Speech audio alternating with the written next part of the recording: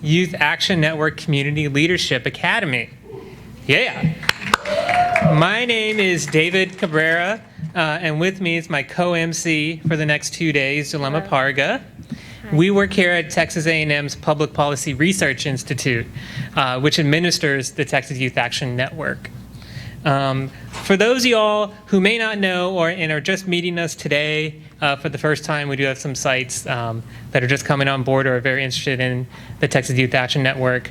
What we do is we're trying to seek to build and enhance youth-adult partnerships in communities throughout the state. What exactly are youth-adult partnerships? Youth-adult partnerships really at their core allow both youth and adults to share work as well as leadership through work intended to address the community issues. You represent the initial cohort of organizations that we're bringing on during this initial program year. We're very happy that we've been able to bring together today a mixture of sites that are either just beginning, like I said, or have functioned effectively as a partnership over the last couple of years. And it's in this vein that we hope over the next few days that you're all going to be able to learn from one another and learn new strategies for incorporating youth voice into your work that you wish to continue or just begin. We're so glad that you all were able to make it. I know there's a lot of logistical challenges, from permission slips, medical paperwork, transportation issues, but we're confident that the next 2 days are going to make it all worthwhile. We have a full slate of events over the next couple of days. A few sessions are going to be breakouts, including the very first one. But be assured that we'll get you where you need to go. We're primarily going to be in this room and that room right over there. All of the staff members and volunteers are wearing these lovely shirts right here. So if you have a question, feel free to ask one of us. And before we get started, I did want to give a special thanks to a few of my colleagues, Gail Gabriel, who is our event chair, Heather Caspers, Zulema, as well as Lisa Watson. They've worked very hard over the last few months to organize this, and I'm very grateful to work with all of them. I also wish to thank our program sponsor, Carol Harvey, of the Department of State Health Services. She unfortunately couldn't make it to the Academy, but we hope is watching the live stream right there. So Carol, we're thinking of you and wish you were here. And thank you for continuing to be a guiding light for positive youth development and youth-adult partnerships throughout the state. So before we go through an orientation that Zulema's going to lead you through, which is going to tell you all about what we're going to do over the next couple of days, we'd like to introduce Judge Selena Vasquez to you all. She's going to kick off the Leadership Academy with just a few words of inspiration that we hope you can take throughout your time here. Judge Vasquez was elected Justice of the Peace for Precinct 4 here in Brazos County in 2018. She's a first-generation college graduate and the daughter of Mexican immigrants. She previously taught government here at Bling College and is a board member of several organizations here in town, including the Brazos Valley African American Museum and the Bryan ISD Education Foundation. We're very pleased to have her with us today, and please join me in welcoming Judge Selena Vasquez.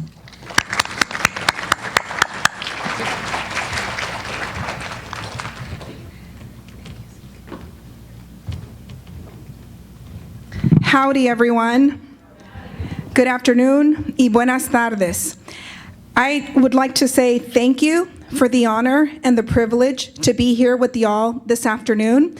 I have to tell you that I am a little bit nervous, but excited and just really happy to be here to share my personal story and my personal journey, and hopefully to be an inspiration to some of y'all. I am so grateful and thankful to the Texas Youth Action Network for inviting me here this afternoon. As one of the speakers that introduced me said earlier, I am currently the Brazos County Justice of the Peace in Precinct 4. How many of y'all know what a Justice of the Peace does? What is a Justice of the Peace?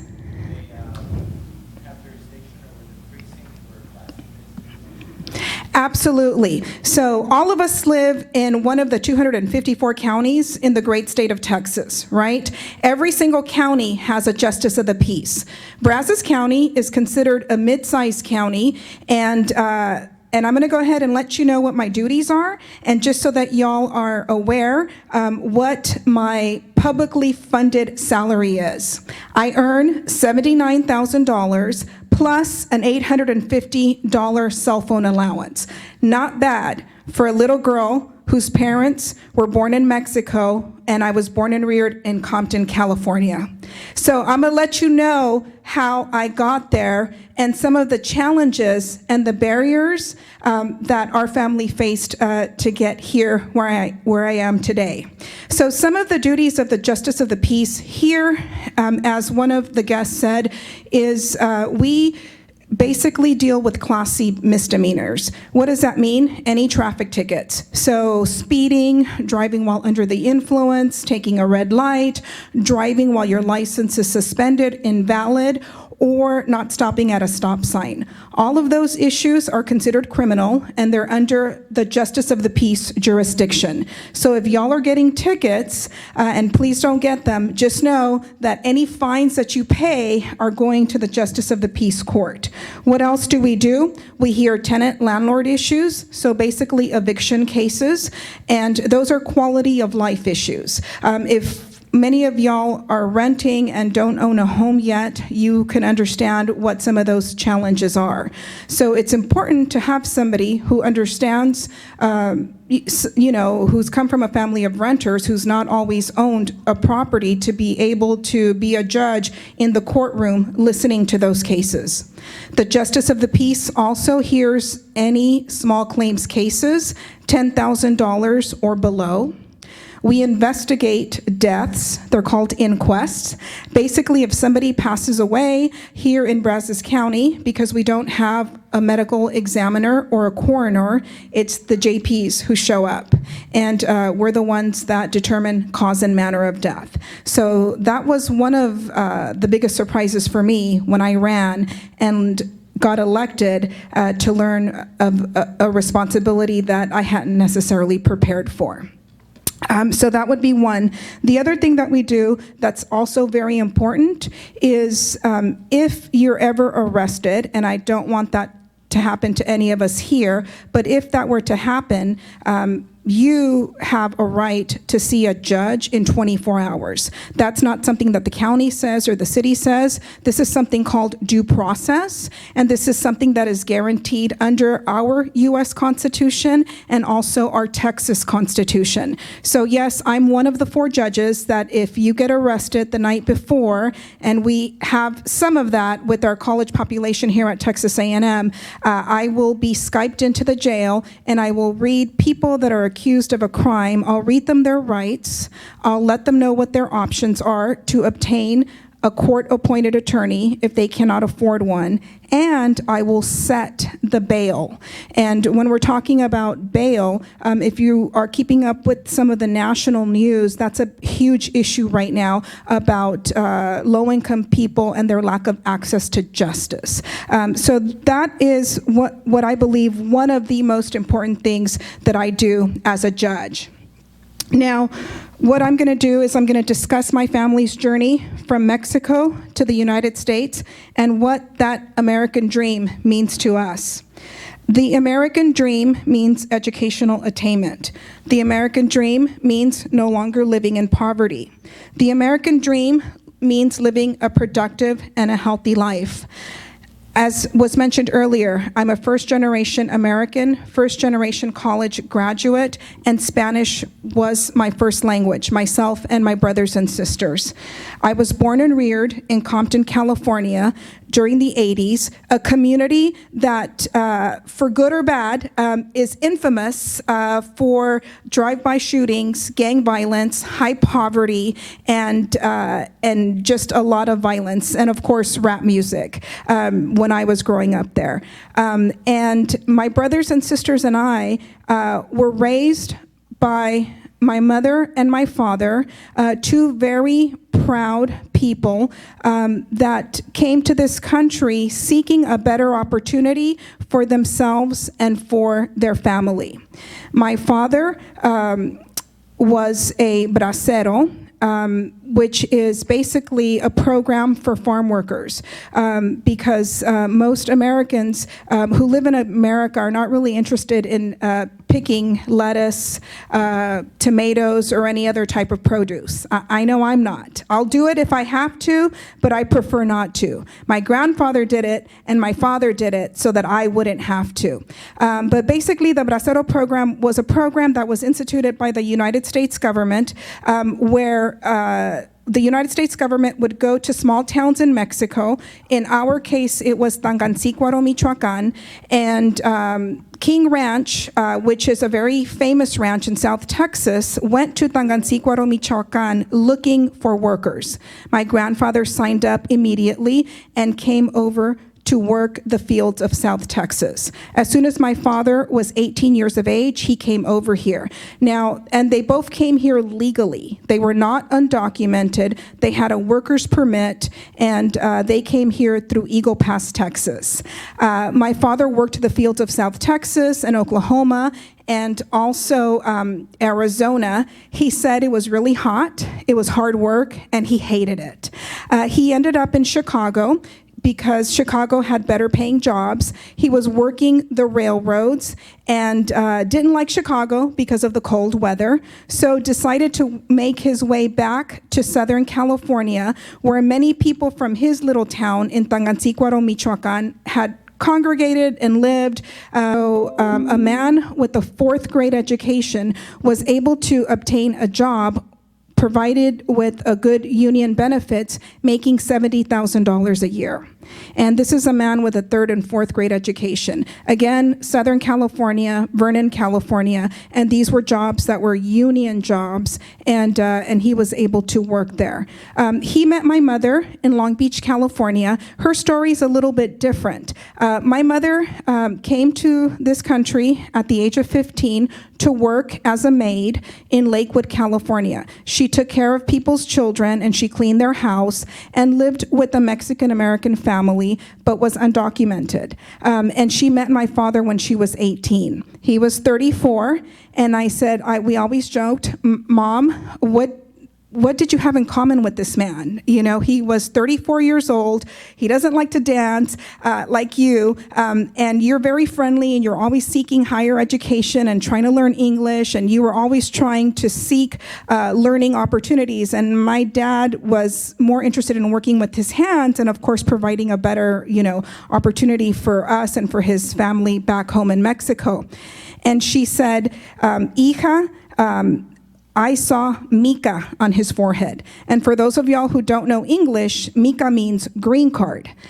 She was undocumented and very practical and very smart. She fell in love with a man who had a green card, which was going to enable her path to citizenship.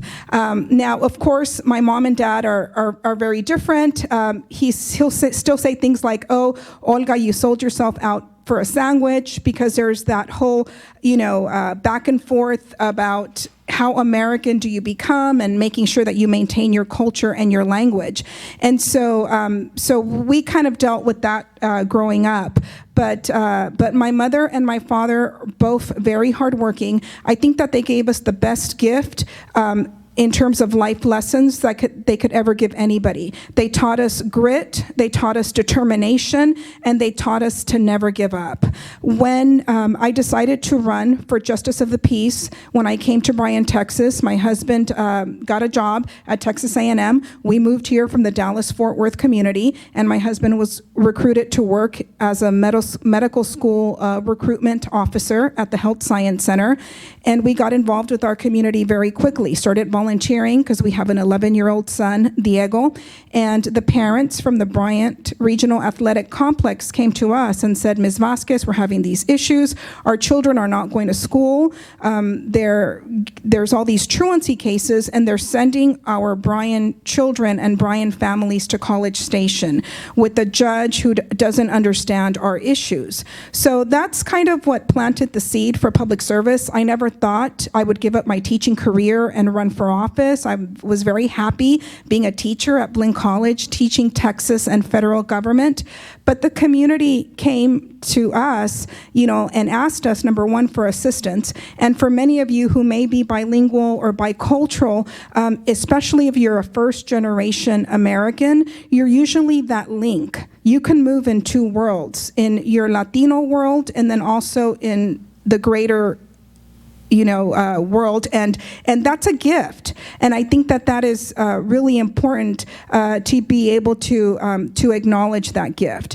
One of the stories from the campaign trail that I'll share is that we had 3 elections, and women and ladies out there, just know and be prepared that we're always going to have to work extra hard, harder than the guys next to you, and always be over-prepared because that's just the way it is. We had 3 elections. We had a primary runoff, and a general.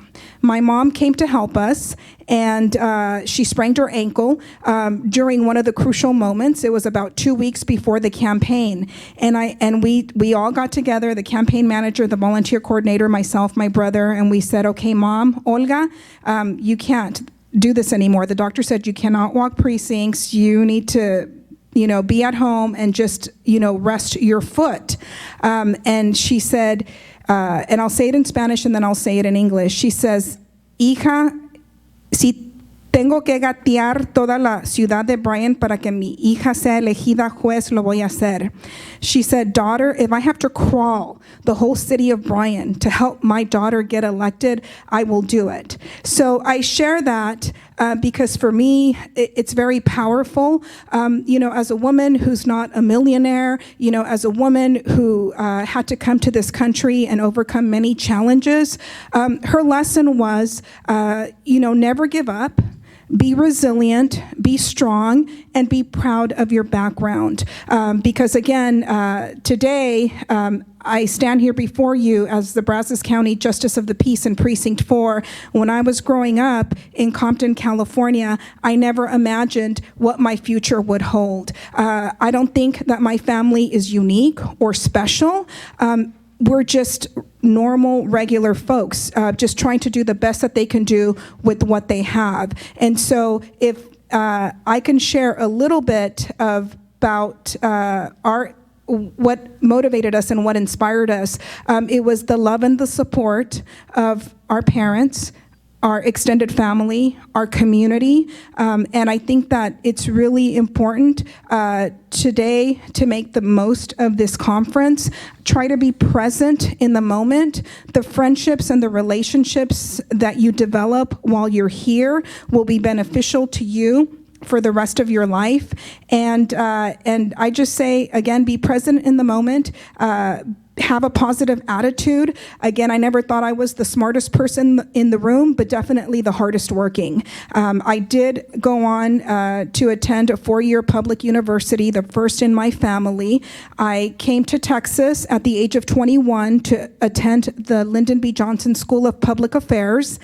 It didn't work out for me my first time in grad school. It was the first time I had ever set foot out of Compton, California. So I was not successful in my first attempt at graduate school.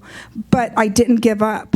I tried again. And when my family ended up in Dallas-Fort Worth, I attended Texas Women's University and went back to school as a non-traditional student with a family and worked really hard, again, just worked really hard and obtained a master's degree in government and a master's in business administration. So again, I share those stories and those examples to let you know that if somebody like me, coming from the background that I came from, overcoming the many challenges and barriers that we've had to overcome, if I'm able to stand before you as a Justice of the Peace from Brazos County, then y'all can do that and much more.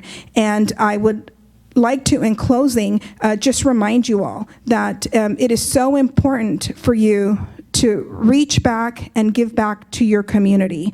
I ask that y'all consider a career in public service, and the reason for that is because your county needs you, The great state of Texas needs you, and your country needs you. We're looking to you all to solve the problems that my generation could not fix. So with that, I just say muchísimas gracias. Thank you very much for the honor and the privilege to just share a couple of words with y'all. I'll be here if y'all have any questions, or if you would like to connect with my business card, I'm more than happy to answer any questions. But again, si se puede, like we like to say in the Latino community, you can do it. There are no challenges or barriers that y'all cannot overcome. Muchísimas gracias.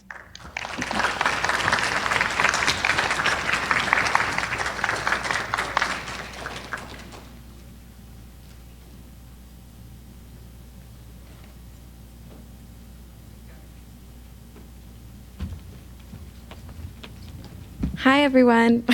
So I'm Zulema. I'm going to be going over some housekeeping rules just so that we can feel safe and everything goes as organized. So what we're about to cover, we're going to go through policies and procedures for both adults and chaperones and then youth attendees. After that, we'll go through communication and then other considerations, and then we'll wrap this up and move on to the next thing we have planned. So for adults and chaperones, your organization should have gotten breakfast coupons from the hotel. This is what's going to allow you to get breakfast tomorrow morning and the day after that. If you didn't get those, get with one of us and we'll point you in the right direction of getting that straightened out.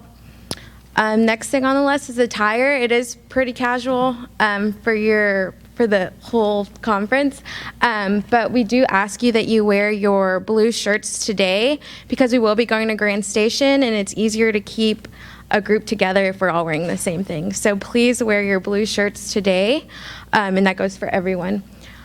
For our supervision policy, we do have you need to have one staff member per 8 youth if they're under 12, and then one staff member per 10 youth if it's above 12.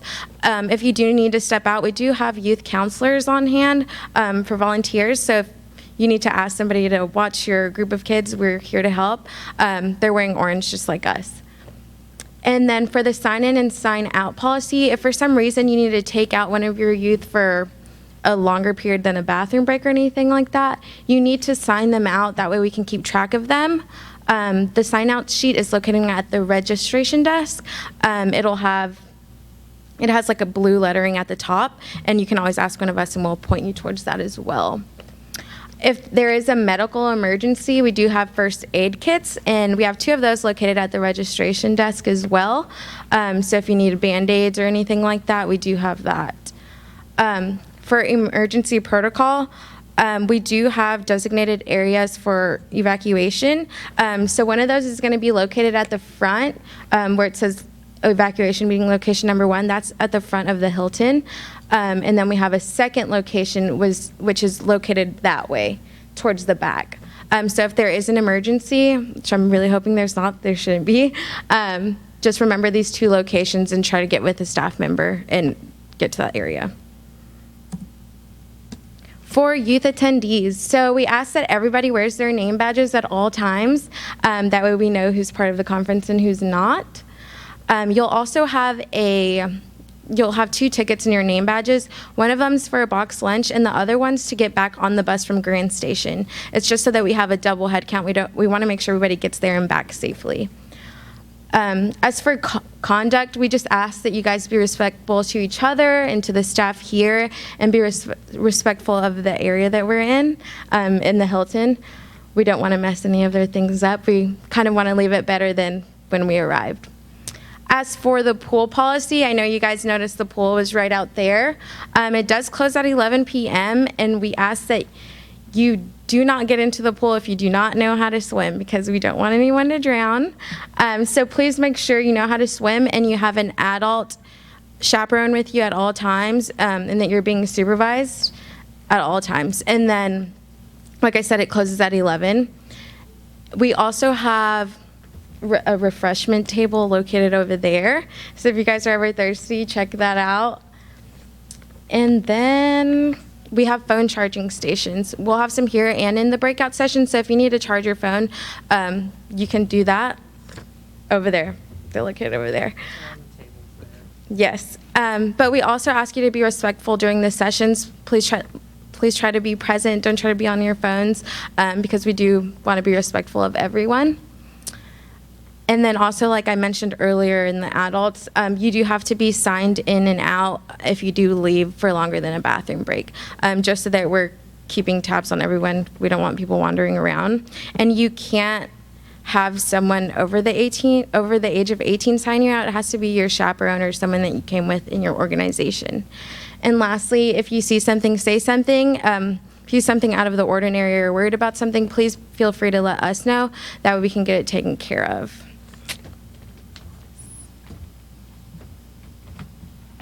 Everyone got that?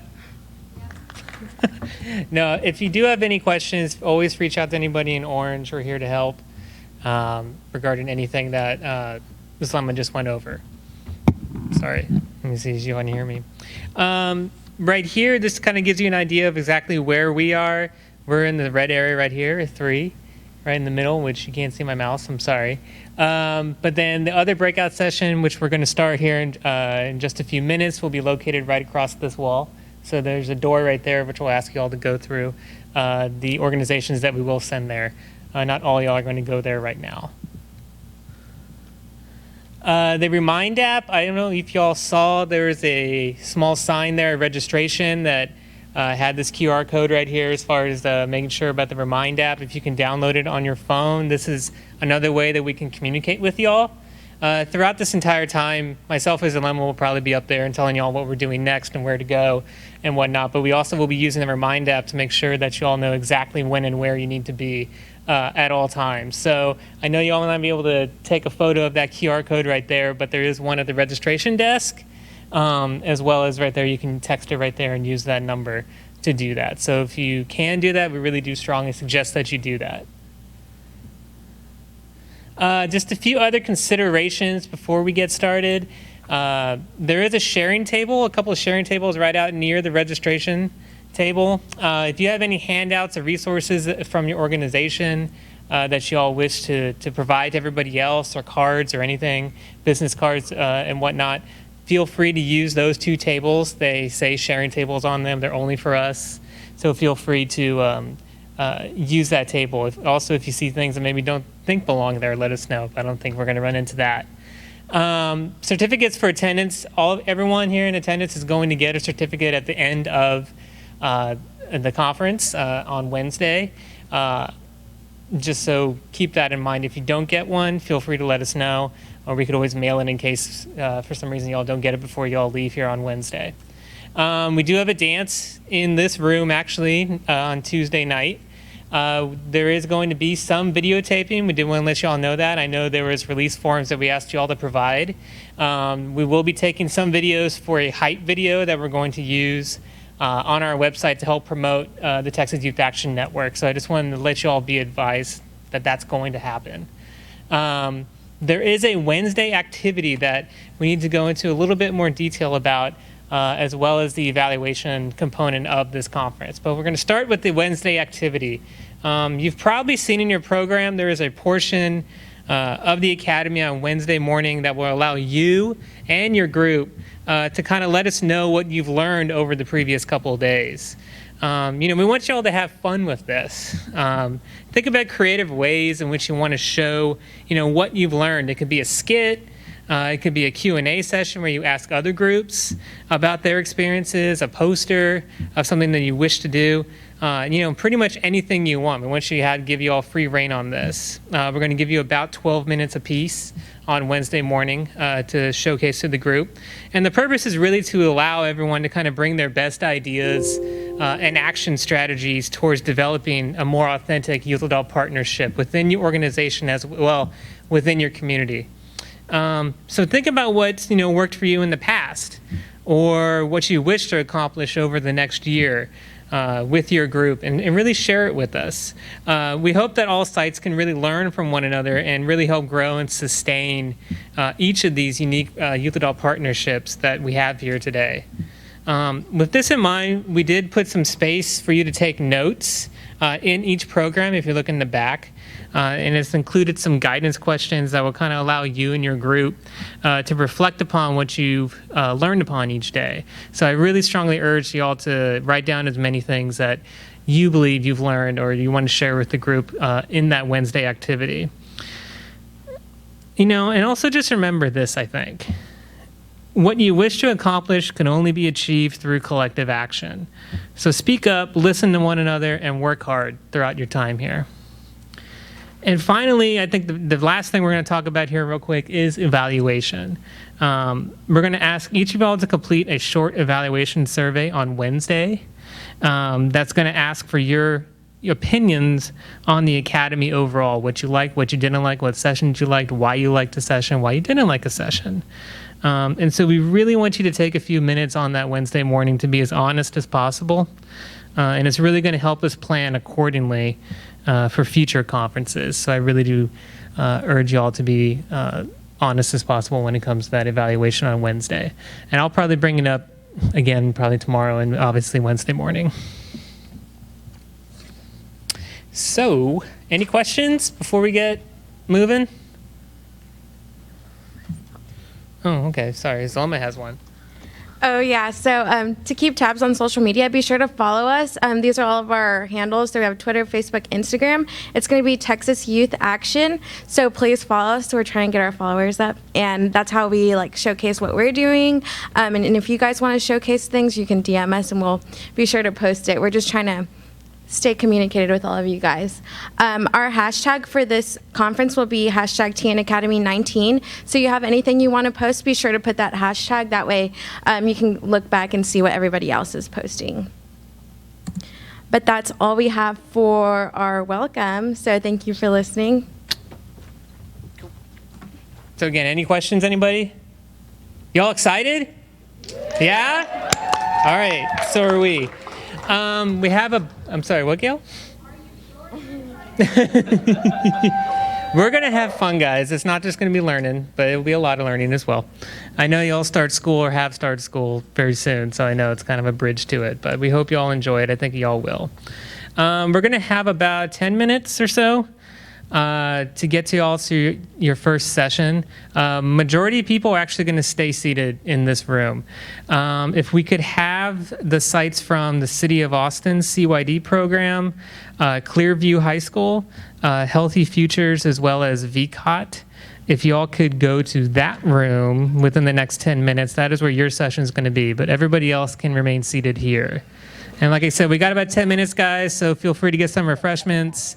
Go to the restroom, use your phone, have fun. Thank y'all.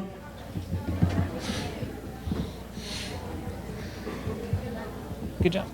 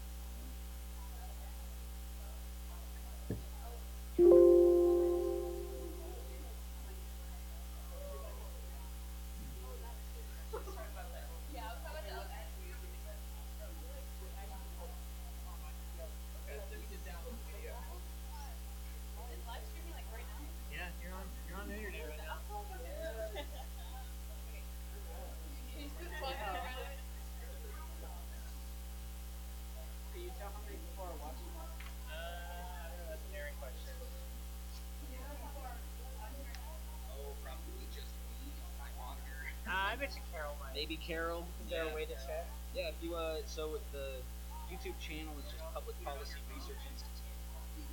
And We're gonna watch ourselves. Yeah, Watch yourself. you'll be like, oh wow. you have 2 viewers. Oh. Yeah, whopping 2 viewers. And I'm one of them. So. What's up? Alright. So we're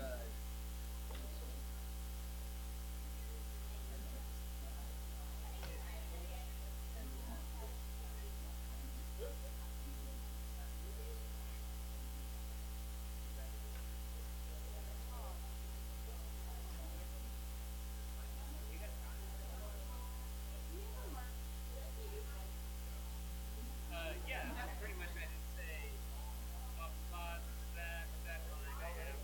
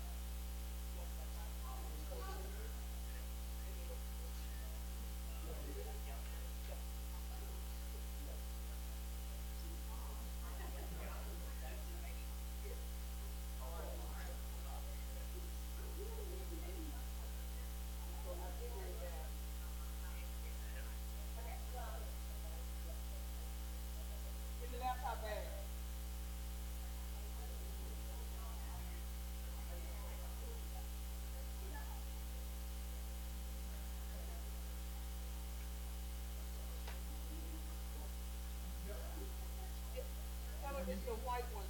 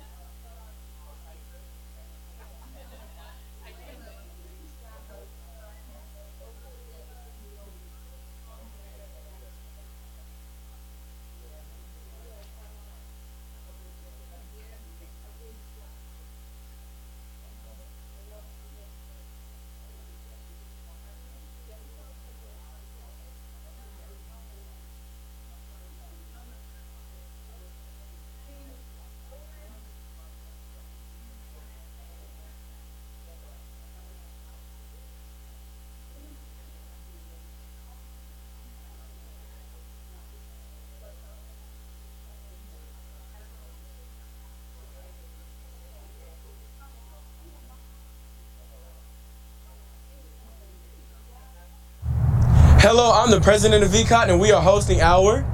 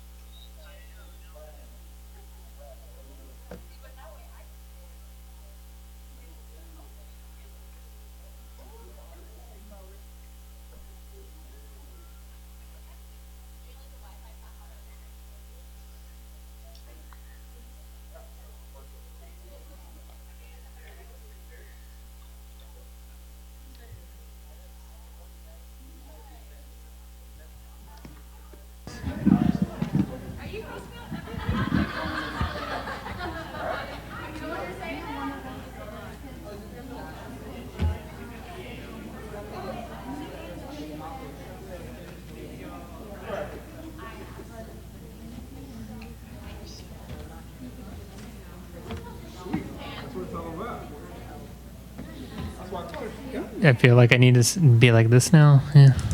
Sorry. I'll scream it out. It's fine. No. It's wait. I got like 2 sentences and then I'll introduce. Okay. Okay. All right. I think we're ready to get started. Cool. Awesome. That entrance music. I know. All right.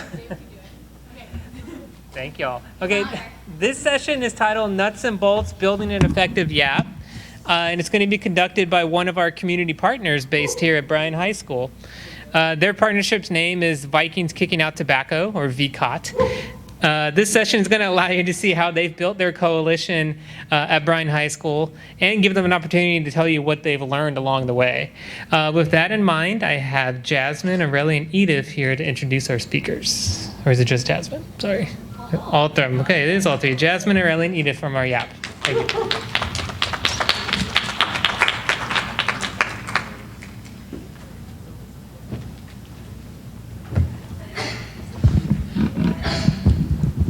How do you take this out? How do you take it out? Hi, my name is Jasmine. I'm introducing Miss PBJ. She was entered 28th years of education, currently reaching geography and financial literacy of Bryan High School. Ms. Bailey Jones has sponsored numerous classes and organizations, including cheerleaders. What she likes most is empowering students with the tools to abilities to find their voices, to lead, and to watch them grow out and to get their dreams in the world.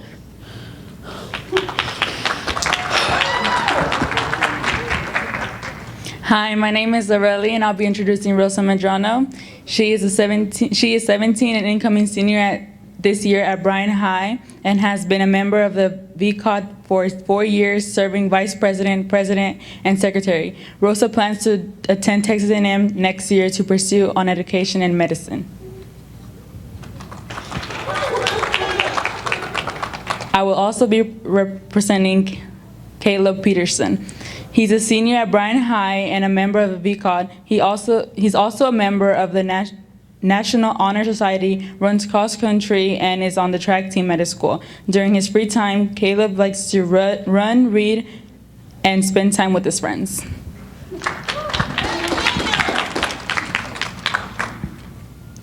Hi, I'm Edith. I'll be presenting Soraya Yarbrough. She has been in the VCOT for 3 years. She serves as a Texas Tobacco 21 ambassador and a National Tobacco ambassador with a campaign for tobacco-free kids.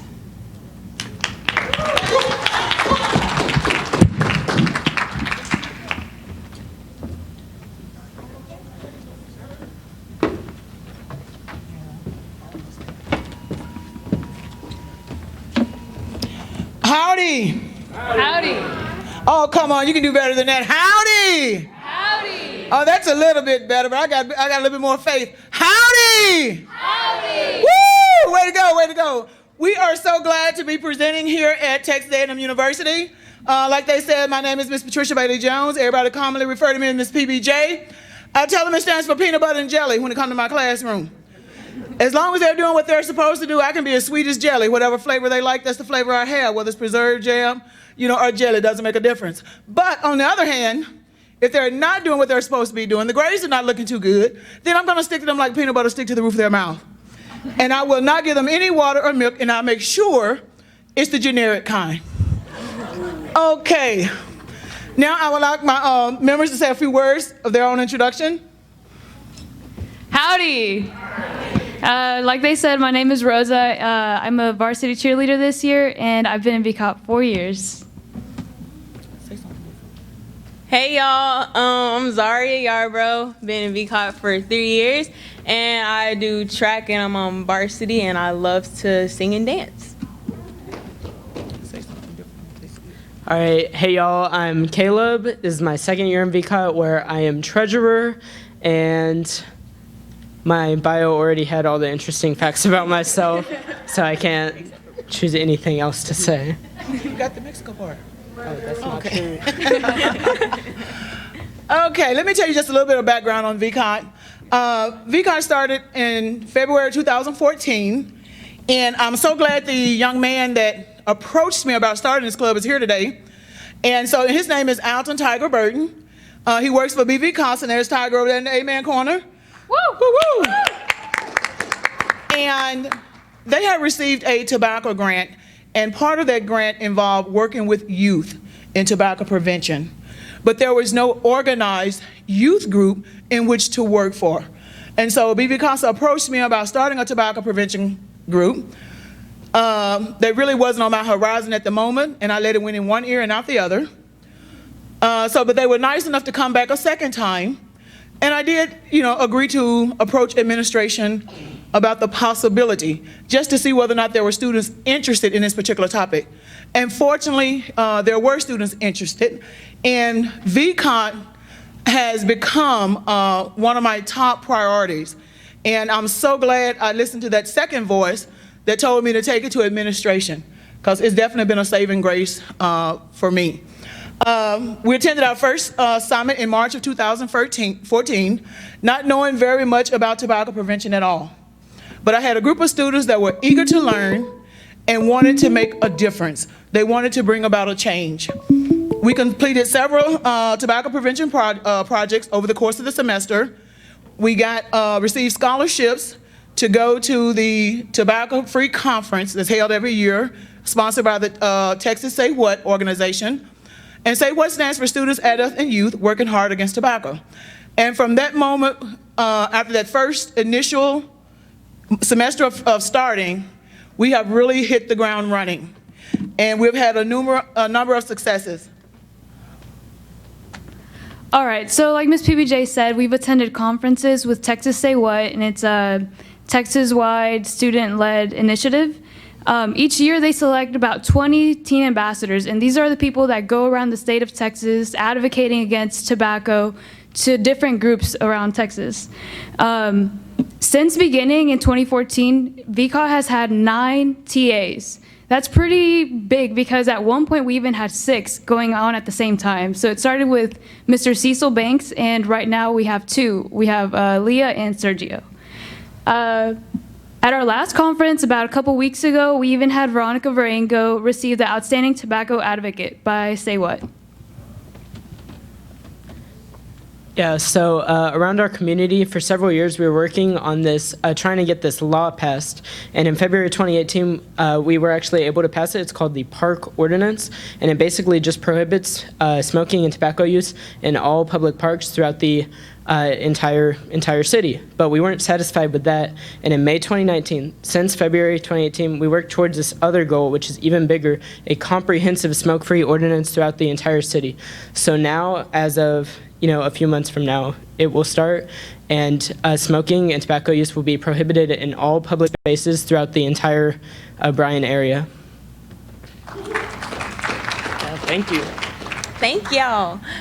So basically, Say What, the organization that Ms. PBJ was talking about earlier, every year they have a conference, and it's over the course of the year, there's multiple groups in the state of Texas that are in tobacco prevention. And so these past 2 years, we were awarded the top performing group in tobacco prevention over the whole state of Texas, which is an amazing accomplishment. But also this year, we were awarded on the national level for being the #1 group all across the nation. So, where's the clicker? Okay. Nice.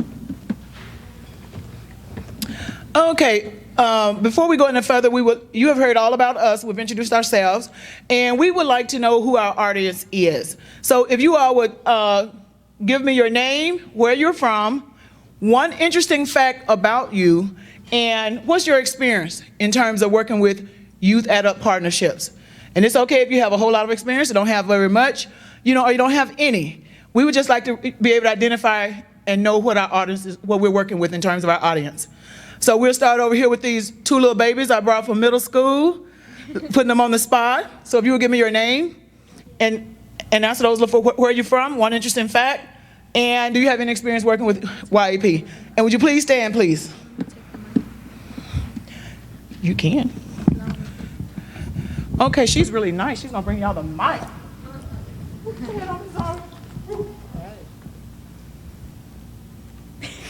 time. And even though they're with us, they were not prepared for that, so please bear with them. My name is Yadi. I'm from College Station.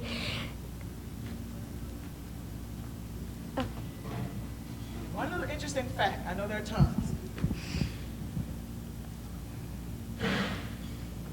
I'm a gamer girl. She's a gamer. All right, let's give it up.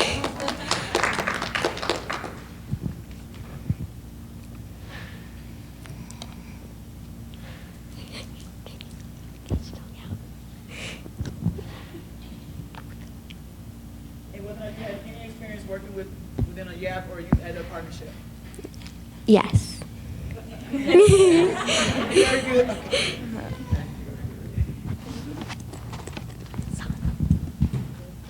My name's Soraya. I'm from College Station. I play lots of sports. Yeah.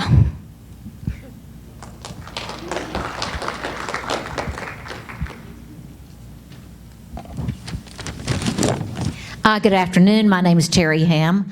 I have the great honor and pleasure of serving as the director of the Texas Association of Student Councils, a 1,400 school member group across the state of Texas, and we believe strongly in student voice, the journey of leadership, and the network of support. So I'm delighted to be here. Thank you very much. Thank you. Hello, I'm Arlene Nelson, and I'm from the Woodlands, and I'm here representing Montgomery County is having a task force with regards to suicide awareness and mental health improvement, and so I'm here to go and learn from your organization here to see what partnerships are necessary to help the students in our community, since the Woodlands has a high rate of suicide.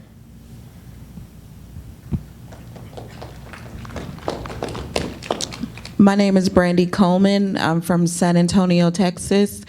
One interesting fact about myself is all of my animals were named after food. I had a cat named Cornbread.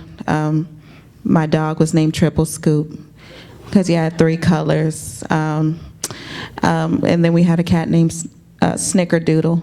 So I'm trying to get a dog and name him Tuna Fish, but my husband said no. But I think I'm gonna do it anyway. My group is the Lemonade Circle. We are a group of young women in middle school and high school. I am the founder of the group. We target young women of color, extending their opportunities beyond the classroom, and providing them with opportunities to interact with other women who are making moves and strides in their community so that they can see themselves beyond just the 4 walls of the classroom. And I'm here to learn more about your organization. I don't know a lot about the organization, so I'm here to learn.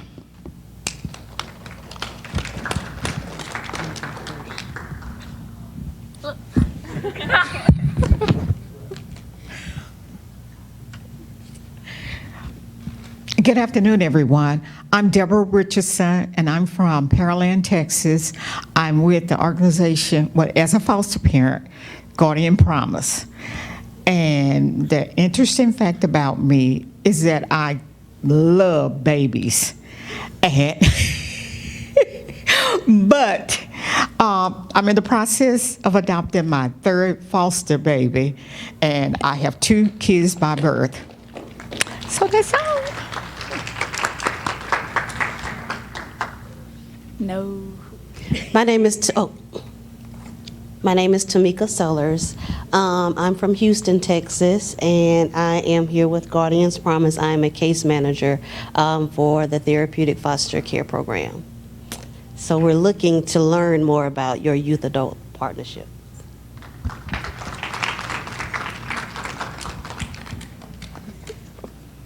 I'll go first. Okay. Hey guys, whoa, that was loud, sorry. I'm Kelly Browning. I'm from Friendswood, Texas with Salsa. that's in Friendswood ISD. Our experience with youth adult partnerships is we are new to it. We started last year at Friendswood Junior High, and this is my motley crew, and I'm going to make them at least say their names. But one interesting fact about me is I've been to 22 countries. Whoa, that's awesome. I didn't know that. I'm Dan. My name is Dan. I'm Xavier, and I like basketball. Hi, I'm Dimitri. I'm from Friendswood. I'm the chaperone. Hi, I'm Molly. Hi, I'm Cheyenne.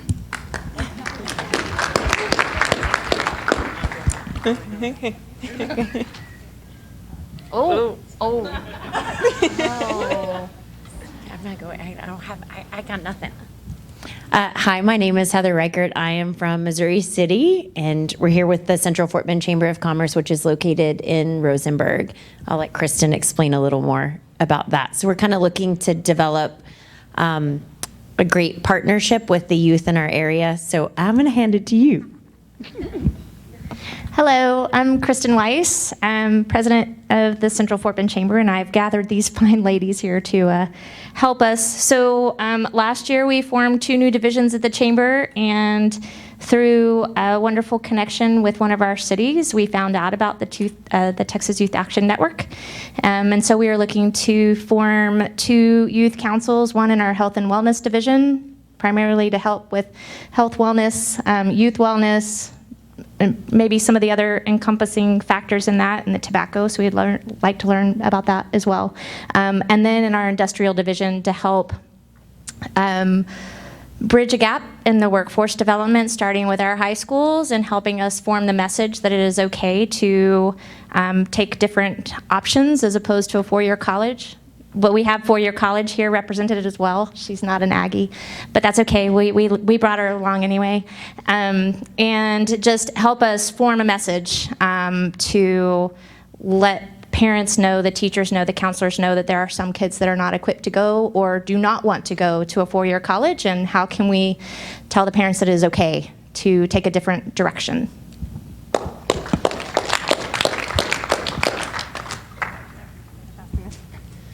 Okay, well, Kristen threw me under the bus for that. So, hi, I'm Beth Johnson. I'm here with the Central Fort Bend Chamber.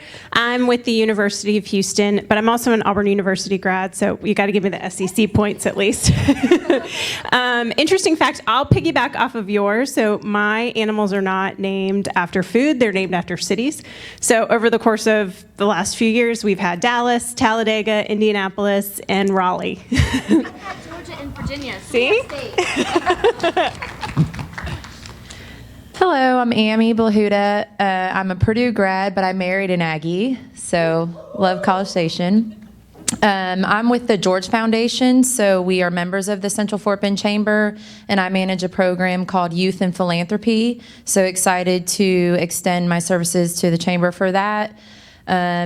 Interesting fact, I don't know. I do have 2 kids, an 8-year-old son, and I have a just turned 6-year-old daughter who has Down syndrome, who's about to start kindergarten, so that's very exciting. Yeah, that's pretty good. Okay. I did start a nonprofit called Gigi's Playhouse. It's a Down Syndrome Achievement Center, so it's a pretty big achievement. That's good.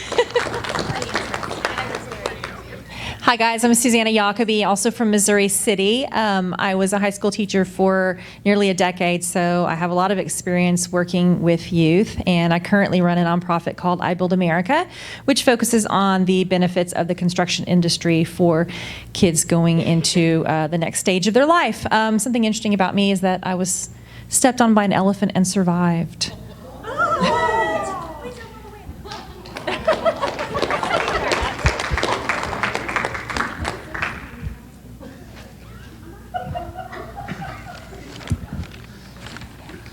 Howdy. My name is Jose Castro, and I work here with the City of Bryan. I am the coordinator for the City of Bryan Youth Advisory Commission. Been the coordinator, well, this is my first year doing it by myself. I used to coordinate it with Danielle Starling until she left us last year. But this is our 3rd year with the Youth Advisory Commission. Interesting fact about me, I was actually born in San Jose, Costa Rica. I grew up in Los Angeles, California, and ended up here in College Station, Texas. So I can say that. I guess my experience with youth adult partnerships, this is pretty much my first experience with a youth adult partnership. The last 3 years, trying to create the Youth Advisory Commission and get it up and running. I also coordinate the City of Bryan's teen court, and that's about it. So I'm going to let these ladies introduce themselves. Hello, everybody. My name is Estette Vela, and I am here with the Youth Advisory Commission. And this is actually my first year being involved in our community, and I'm glad to be here. Hi, everyone. My name is Alexis. Hi, I'm Jocelyn.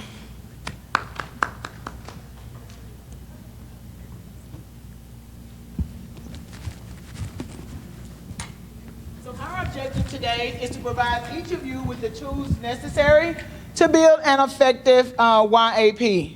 I will be interjecting and participating sparingly because I want you to see an actual youth group at work.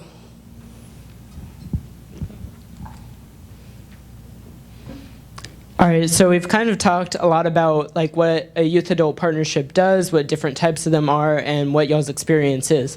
But does anyone know exactly what it is, what the purpose of it is? Like, how is it different from other types of partnerships? So does anyone have like good thoughts about it? Yes, over there.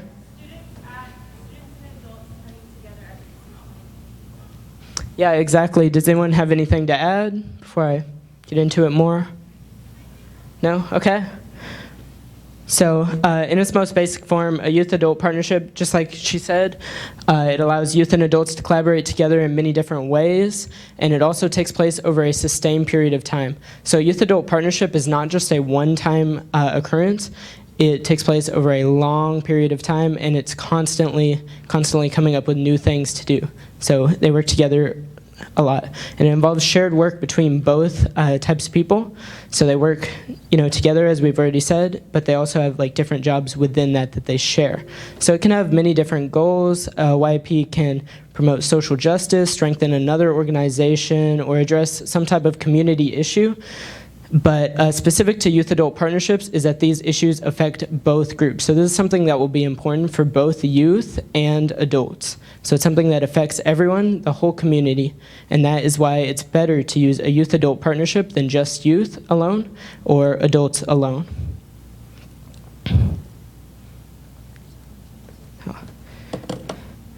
Sorry, our clicker is acting up. So yeah, just when you make a YAP, you just need kind of a purpose. You want to think about why you want to create a YAP and what you're trying to accomplish, and it should just have a main clear reason for being created.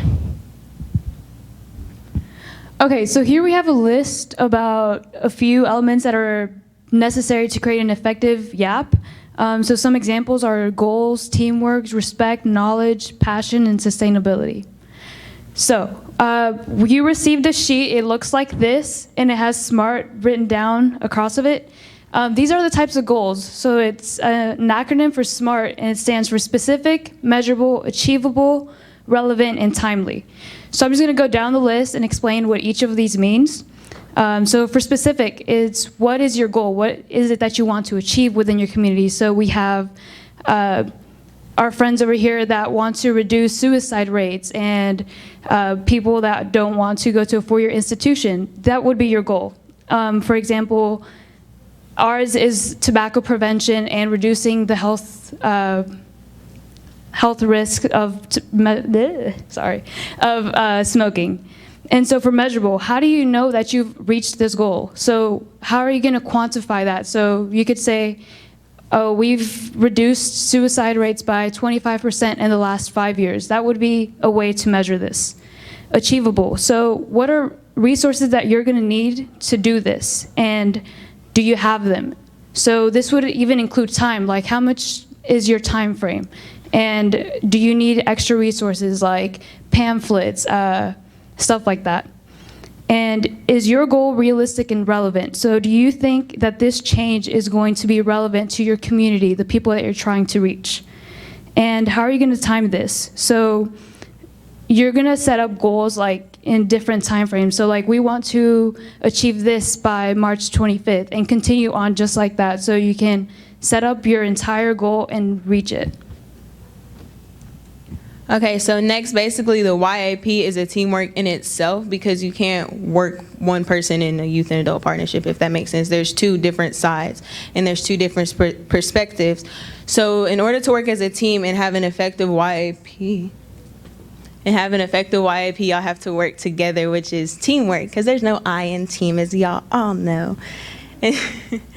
And so the willingness of a group of people to work together to achieve a common goal is the definition of teamwork. Who all has played sports, done anything together as a team, enjoyed watching sports? Most people in here. Pretty much, I think I saw everybody's hands go up. So everybody knows how a team works. Teamwork. Okay. But yeah, so y'all know how a team works, and it's very important to have teamwork in a YAP, because if y'all aren't working together, then y'all can't get anything done. And I don't know if everyone's heard this, but you're only as strong as your weakest link. So if y'all don't work together and have a good, strong foundation, which is teamwork, it's not going to work at all. Like, it's just going to fall through the floor and nothing's going to happen with it. It's going to stay in the same place. Y'all have to build together, and y'all have to know each other. So y'all have to trust each other in order to work together and know what y'all are doing and how y'all want everything to work.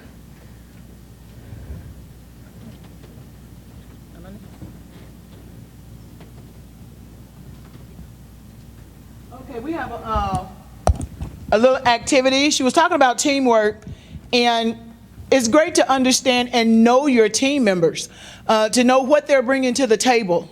You know, what do they have to offer?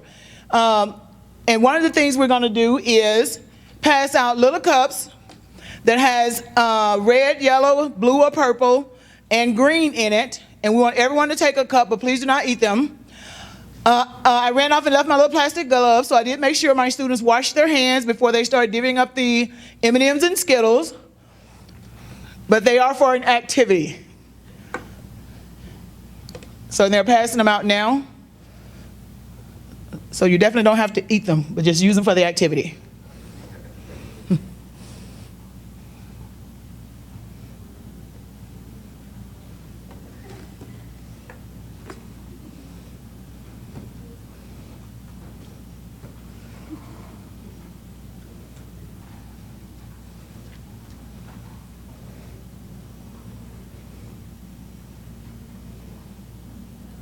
Now, once everyone received their cup, I would like each of you to stand.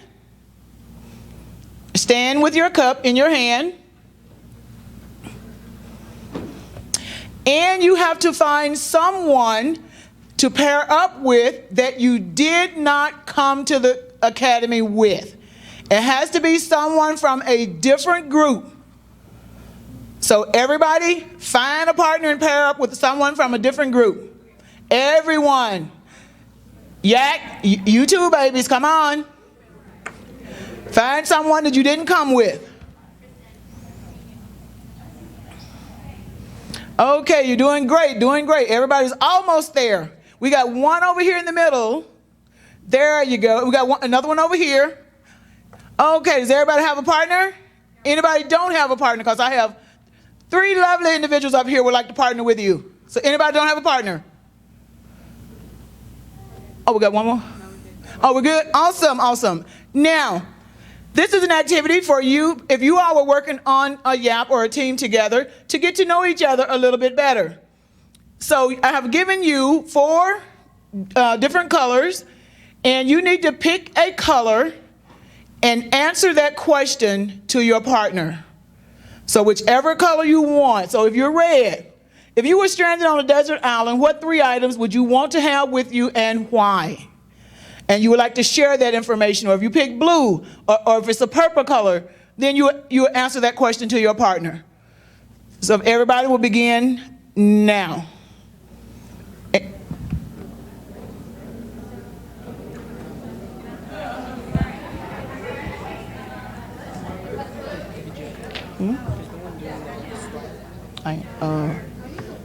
who's doing? Were you doing rolls? Yeah. Okay, yeah, she's doing rolls. We got this. I wasn't sure. Always give me a little signal when my time really come up, because I cannot stand up like this. But,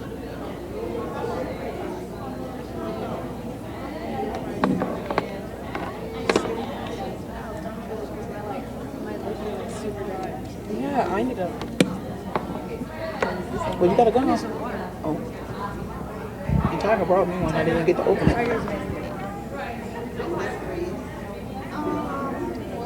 You should have brought about 3 or 4. I'll tell Dave to get us some water. Oh, he brought 2. I know, but it's 4 of us.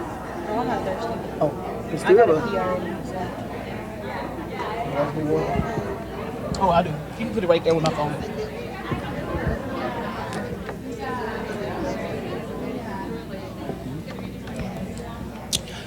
Okay, seemed like to me you all learned some interesting things about each other, right?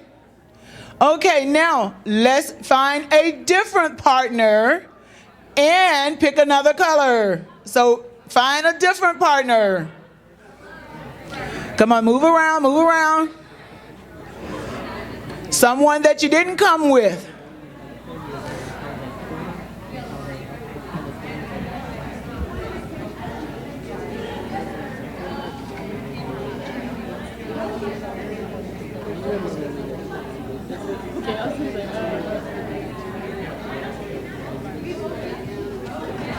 See, I wish I was on my own laptop, because that way I could freeze it on this spot and be looking ahead. Mm-hmm. But see, you have this next one.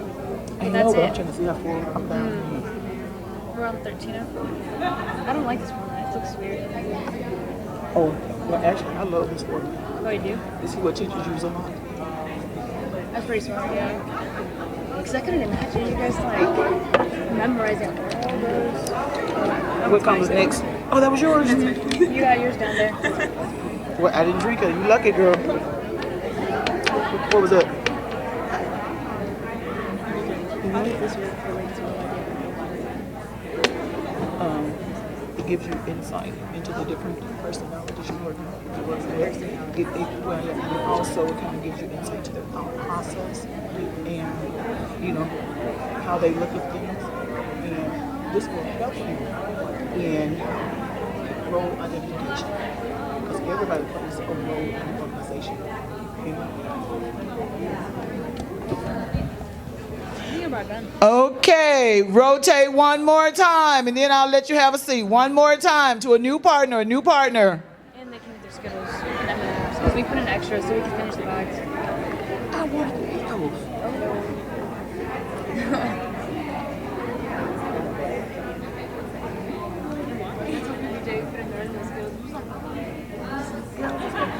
They're still comfortable over there. Oh, they're still comfortable there. Well, I think I'm You done. said I'm gonna get about 5 minutes. You thinking about what you're gonna say? You went to see right before. I didn't get to go. That's the crazy thing. So I'll wait till it gets to 35. I put a couple of quotes on there, but I think you passed them. I'll read that thing. If you see it, always read it. It's only for you to reinforce what you're saying.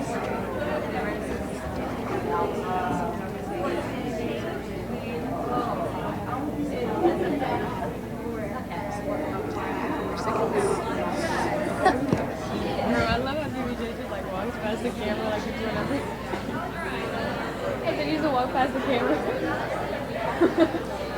Do I go now? Yeah, you can stop them. It's 35. Okay. Okay, so I think everyone is okay, so I'm gonna ask y'all to go back to y'all's seats.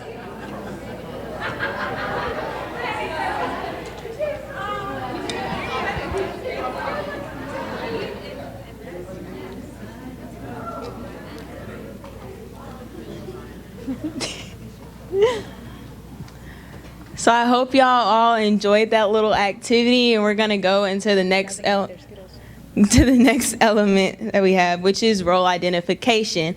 So like the activity that y'all just did, y'all got to know some different things about each partner that you had, and you also got to know their thought process. So that can help if you go back into your group and do that activity, so y'all can know how each other work, like what their strengths and what their weaknesses are, so that you can know exactly what role to put them in. But it's a very important thing to do. Like, you don't want to have somebody feel inferior to somebody else. Like you want everyone to be on the same equal playing field whenever you give them roles. Like in VCOT, we have different officers. Those are our leaders, but they are not inferior to anyone else, or they're not superior to anyone else. So we want everyone to feel as though they're equal, and we don't want anyone to feel left out. So like I said before, we want everyone to feel the same, and we're only as strong as our weakest link. So if we have somebody that is weak, you want to help them and like help give them a role that they can lift themselves up. Like I know for a fact that I was pushed out because I was really shy. I was pushed out into everything, and everybody just welcomed me in, and they wanted me to feel as though I was welcome because I was shy and didn't want to do anything. But if you like reach out to those people and have different roles, like if you have somebody that likes to be positive or someone that likes to help others, like you can get them in your group to bring others out so that they can have a higher role and that you can build your group higher and higher.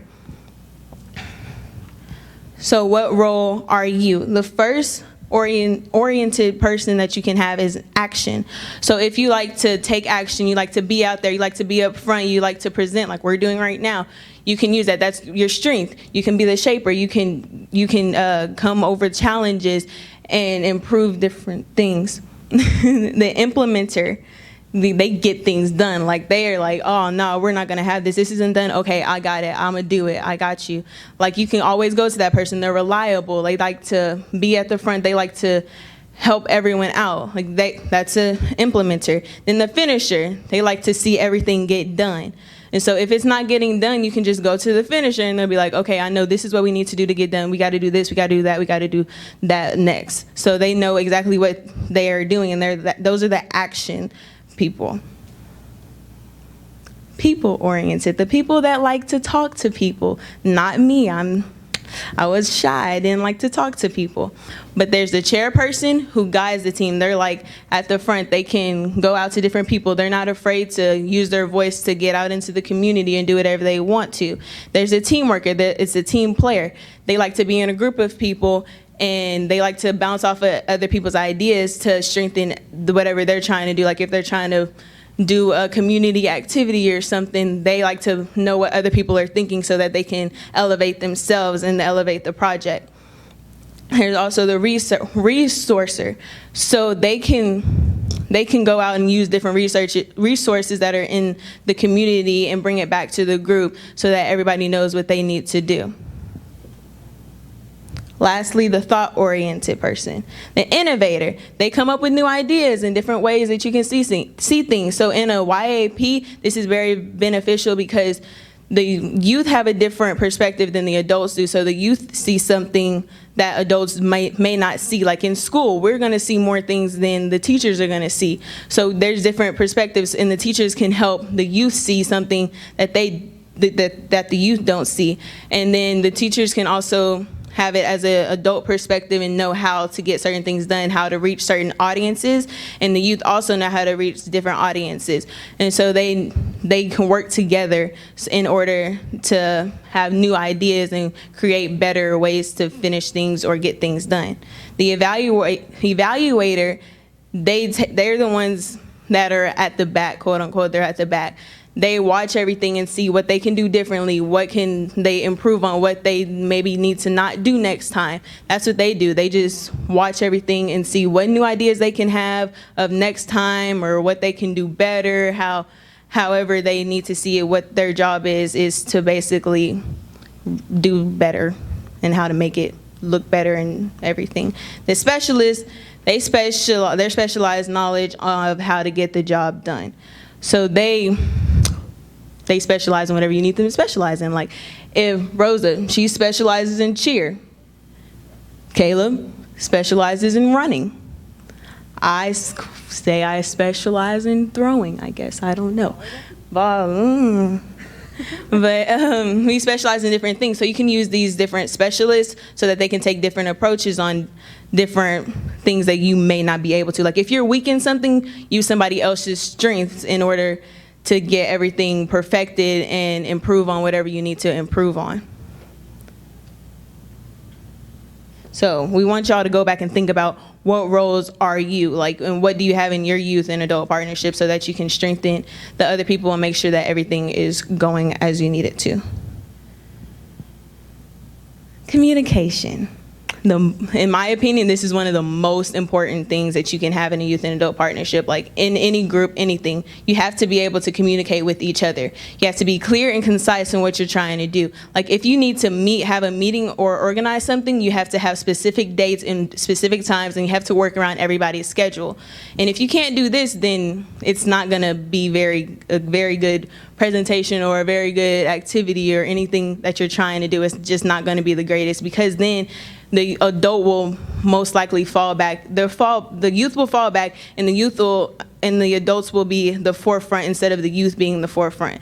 And so we don't want the adults to think that, oh, this isn't gonna work because they're youth. We don't want the adults to think that the youth aren't gonna be able to do anything because they are youth. We want them to be like an equal playing field and everything be equal. And so when you can communicate with each other, you're exchanging the knowledge and the ideas that you have within your group. Also, whenever there's conflict in a group, there's always going to be some conflict. If you don't communicate, it's just going to stay a lot of conflict, and it's going to be a lot of tension, and then your work isn't going to get done. Your group isn't going to be effective. Your group is just going to fall off the grid. So you want to be able to communicate with each other and have very good ideas and different approaches that you can have, but you can't do any of that without any communication. So it's very important.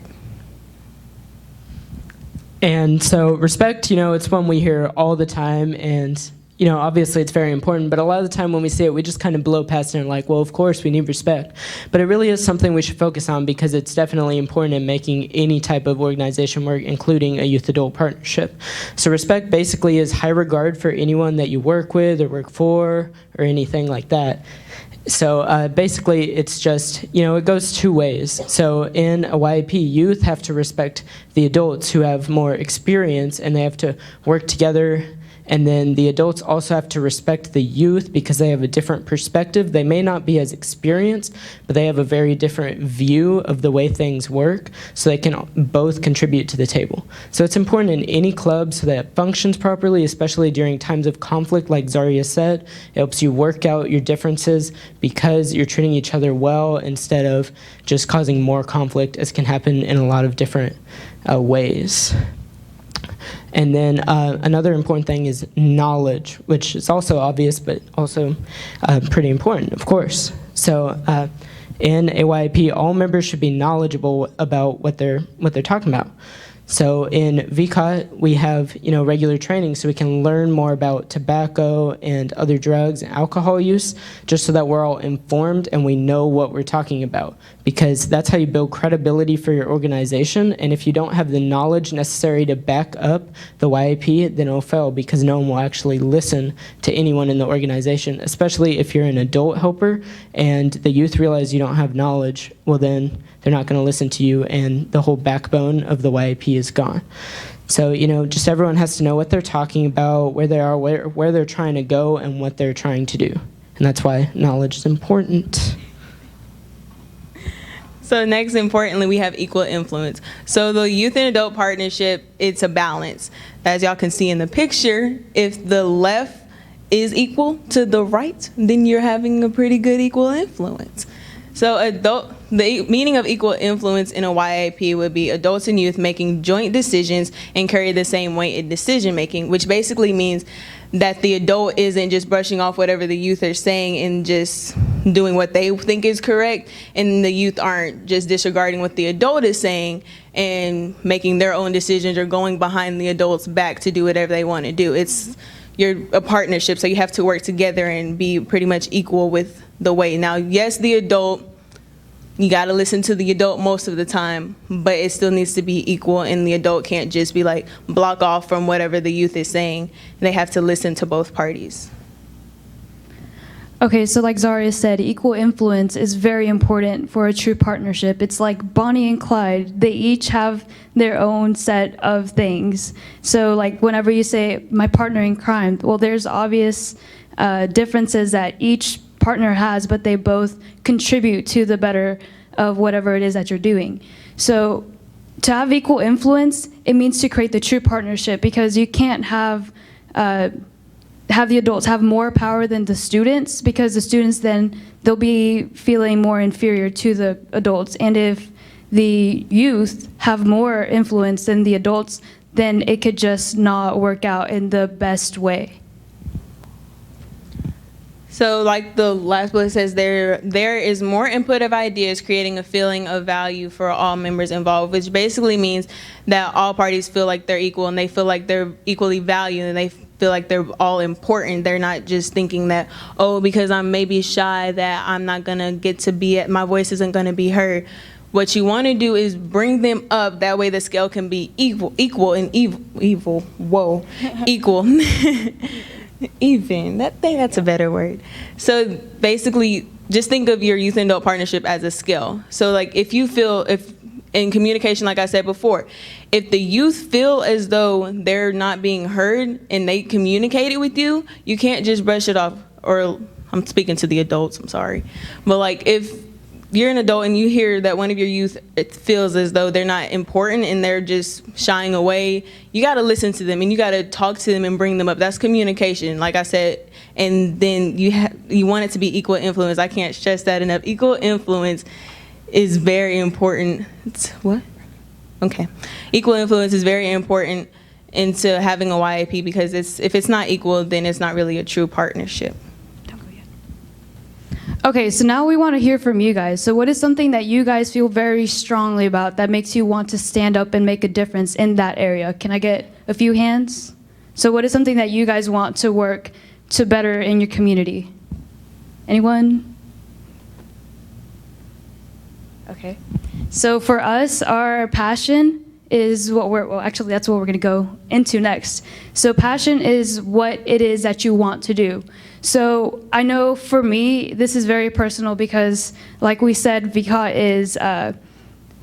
is tobacco prevention. And so I want to go into the medical field, and I want to better my community and their health. So this makes it very personal to me, because I'm doing this so that people in the future don't have to worry about the health effects of tobacco. So whatever it is to you, like maybe the suicide rates, because you might have lost someone to suicide, or for our college people that maybe they didn't get to go to a four-year institution and they faced backlash. Whatever it is, this is gonna drive you to do better in your community. So use this so that you can do better in your community. So like, this emotional attachment is what's gonna drive everything that you do. If you don't have a reason to do this, there should be no reason for you to do it at all, because if you don't have a good reason to do anything, it's gonna fall through. So you're gonna need a very good reason to do this. And so for me and for everyone, it should be passion. All right, so the last just element that we're going to talk about is sustainability. And this is one of the most important for a YAP, because you kind of have to keep it going for a sustained period of time, like we said earlier.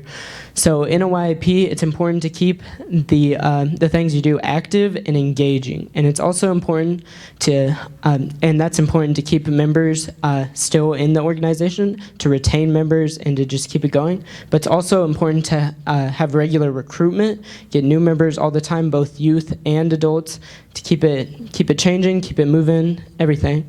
So make sure you continually plan activities and other trainings just to get everyone involved in many ways, because when they're involved, then they'll stay in. And also continually set new goals. There should never be a moment when you're not working towards something. So for example, VCOT, we passed the park ordinance in 2018. Immediately we started work on the whole comprehensive citywide ordinance. So that was something important for us, and it helped us sustain our vision. And now we're actually continuing even more by expanding from tobacco use to alcohol and illegal drug use, and that's just sustaining the YAP. Okay. Yeah, so it's also, just important that you have a mix of fun and business, because a lot of youth, especially at younger ages, they just get kind of, bored a lot of the time. So it's important to make sure you have a wide variety of activities that are both business and important and just essential to the community, but also just stuff that directly benefits them and you can see the results of immediately, or even just things that are just for fun, just to keep them involved and active. So that's kind of what these pictures are. We just have a fundraiser we did in the first one at Jumping World, which is a local business, and then the second picture is us picking up cigarette butts around the community, which is very, very active and engaging. And then we had just a kind of party at Urban Air, which was fun. And then we also were lobbying at the Texas Capitol, which was very essential toward getting the Texas Tobacco 21 law passed. So one thing we also do to promote. Sorry. Hello, I'm the president. Okay, I'm just gonna. Okay, I'm not gonna touch it. I'll play it in a second. Y'all will see. One thing we do to promote just recruitment efforts and get new members involved in the organization is we regularly make fun videos that are just, they're just fun, and they get people interested in the organization before they even know. I mean, we tell them our main focus in the videos most of the time, but it's just to get people interested so that they'll come to us and we'll get new members. So this is just an example. We have 2 examples of just fun videos that we made. They're not very serious, and I hope y'all like them. I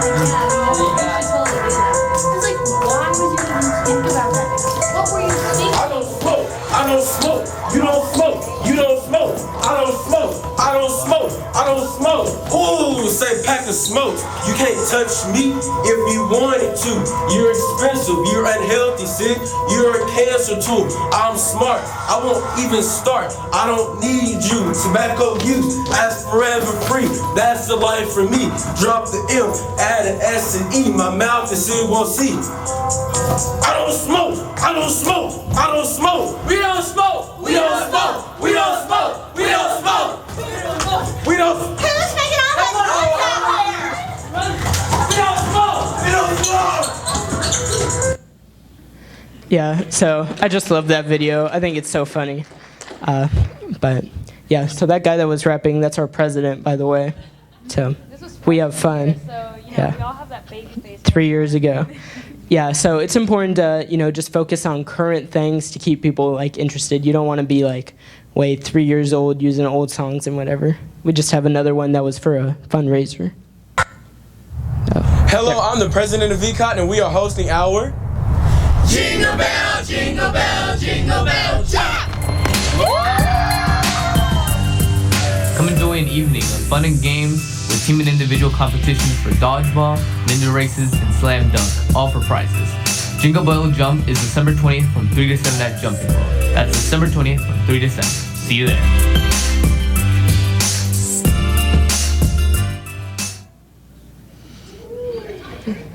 All right, so now that we've kind of talked about all the different elements and also had a lot of fun, we're going to talk about how to translate the vision of a YAP and the elements we've learned about into quality practice and how to get it running and just how to continue it throughout the time. All right, so the first step is to get started. To do this, you just have to find a group of people that have the same vision as you. You have to get people that want to make a difference in your community. So you can do this by inviting some of your students, colleagues, administrators to join your cause. And then once you have this group of people, talk and decide of a vision or a goal that you want to do. So what is your aim and how do you plan on achieving this? Next, we have leadership. If you can't be a leader if you're not able to go out into your community and you're not comfortable with it. So after you find your members, you need to elect different leaders in different positions. Like we have our officers, we have our president, our vice president, our treasurer, all your normal officers, and then we also have different committees and different leaders for those committees, so they take action and help the other people that may be weaker in that area and bring them up so they can be strong in that area, and they help make different decisions and see different viewpoints, as we said before, on different things in our community and how we can go about it into our community. So they are leaders as well. So we don't want to just have certain leaders. We in our group we have our oldies, our old heads that have been in it for a while, and we have our newbies, the incoming freshmen. So we'll pair up a old head with a new head so that they can get to know each other, and the old head can help the newbie get up in their leadership abilities, and so they're not as weak. They're strengthening them up. Like you can't just throw them in the water because they might drown. So that's basically what leadership is. You want everybody to be comfortable with it. Yeah, so after, finding leadership in your organization, one of the most important things out of everything is to do research on your topic, and I cannot stress this enough. After deciding on a focus for your group, you have to learn all you can about your topic. Find data specific to your area so that it actually matters within your community, because, we can look up tobacco statistics about, like, California, but in Bryan, Texas, that doesn't matter to anyone. So we always look up data specific to Bryan, Texas, and research that and just find out, why it happens and why is it important to our community. And that's just part of our research, and that's what leads us to just a wide range of activities that we can do and ways we can help the community. So after this, you use your research to determine the next step. So use your research, you decide what you need to do to better your community or better an organization or just promote social justice in any way. But it's all based on the research. So once you've learned all the research that you need to know, the facts, the statistics that you need to know, you have to train the new members or whoever you're with. You have to train the people that may not know all of the information so that they can be on top of everything. Like if somebody, because a lot of, with the youth, us being youth, a lot of people look down at us like, oh, y'all don't know what y'all are talking about. But when we come back harder with facts and we know what we're talking about and we're passionate about it, they're like, oh, they're for real. We can't just look down on them. They know what they're talking about. So once you train the different, say you're training the youth, then they can come up and be leaders and they know all the research, because it's good to have, like, we have a training academy. So our old heads plus our new heads, they'll present to the people that are beginners, and they teach them all the facts, everything that they need to know, new research that may have happened like last week, so that we can stay updated. And we train them, like we'll have different, throughout the year, we'll have different trainings so that we can stay updated on different information. And we have to train them so they can know what they are talking about and not just look like they're just there to be in support.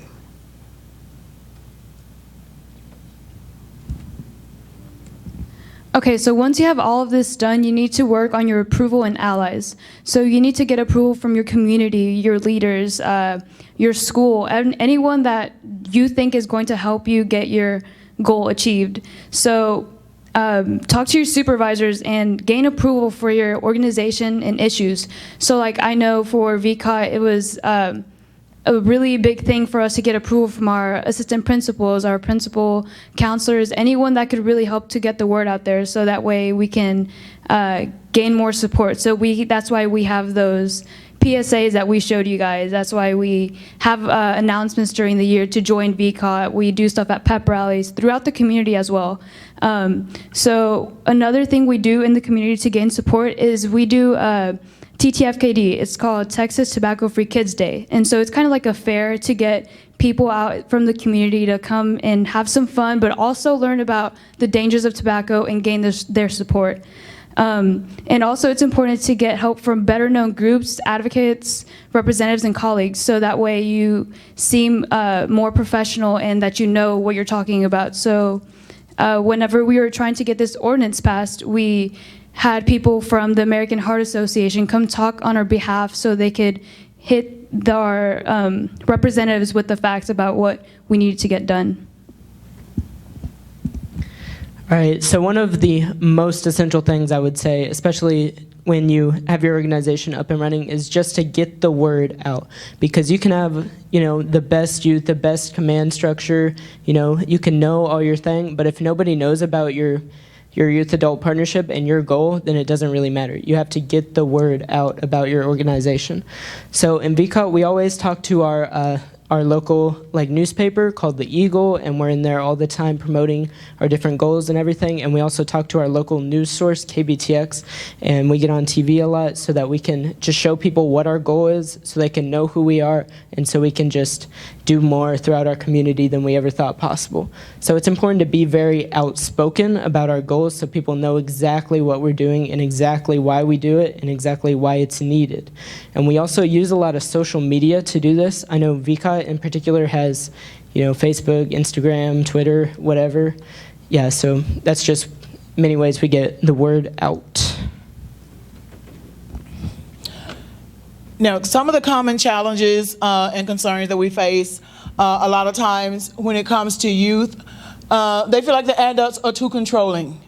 And that's one of the things I really had to learn when I started working with my youth in VCOT.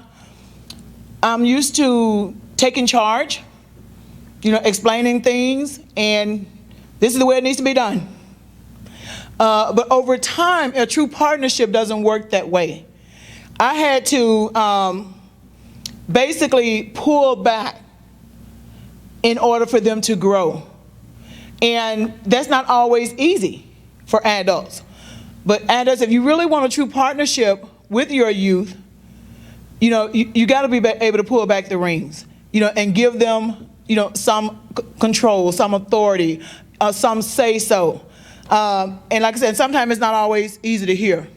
And I'll give you a very prime example. We had to do a presentation at the summer conference just a couple of weeks ago. And we've been working on this presentation, and it kind of sat in our drive for a couple of weeks and wasn't, really getting worked on. So I took the initiative to just go ahead and finish the little sucker and have it ready.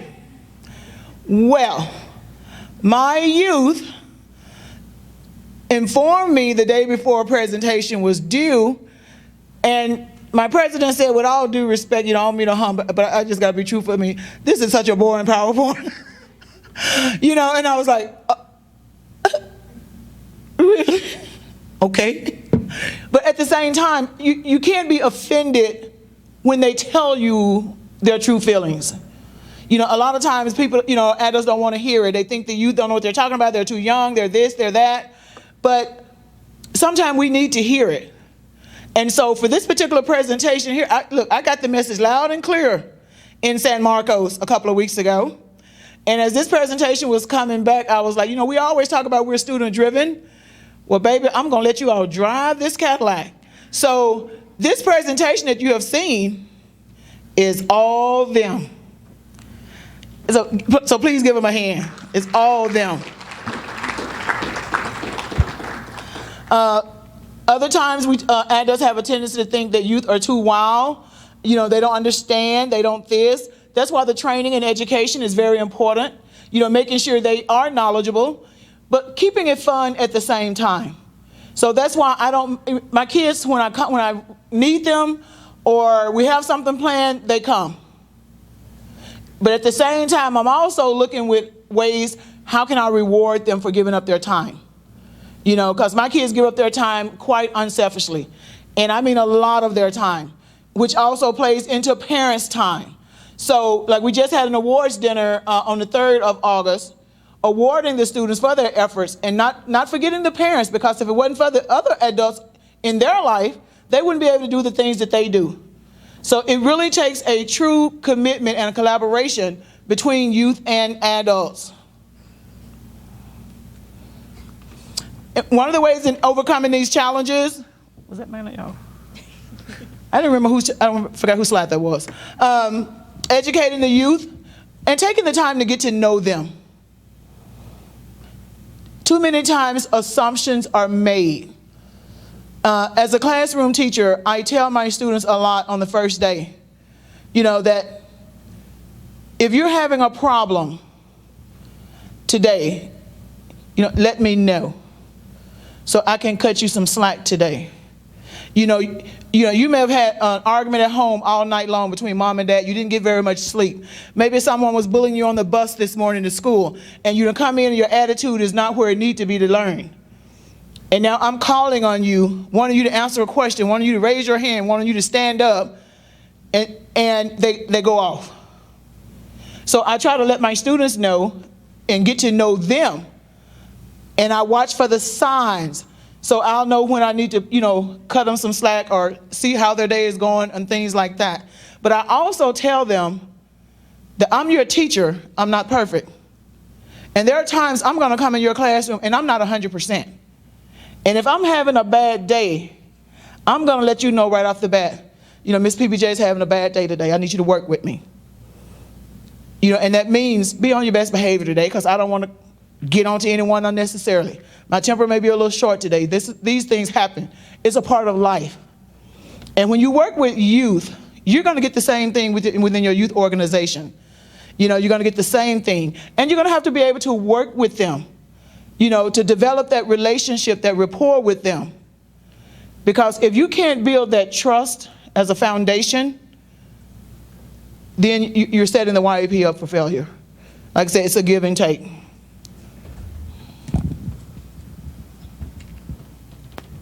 Okay, let me go back to the slide really quick. There it goes. Okay, so some of the common issues that we face as well is people thinking that the youth are too young and that they don't know what they're talking about or that they don't pay attention. Well, there's this thing called incentives. So this is like how you attract your youth. So I know for VCOT, I know my freshman year coming, I went to the booth and they were like, hey, you want some free shirts? And I was like, yeah, sure, like free shirts, definitely. So that's how I first like got into VCOT, and they're like, okay, now I got your attention. Let me tell you what I'm all about.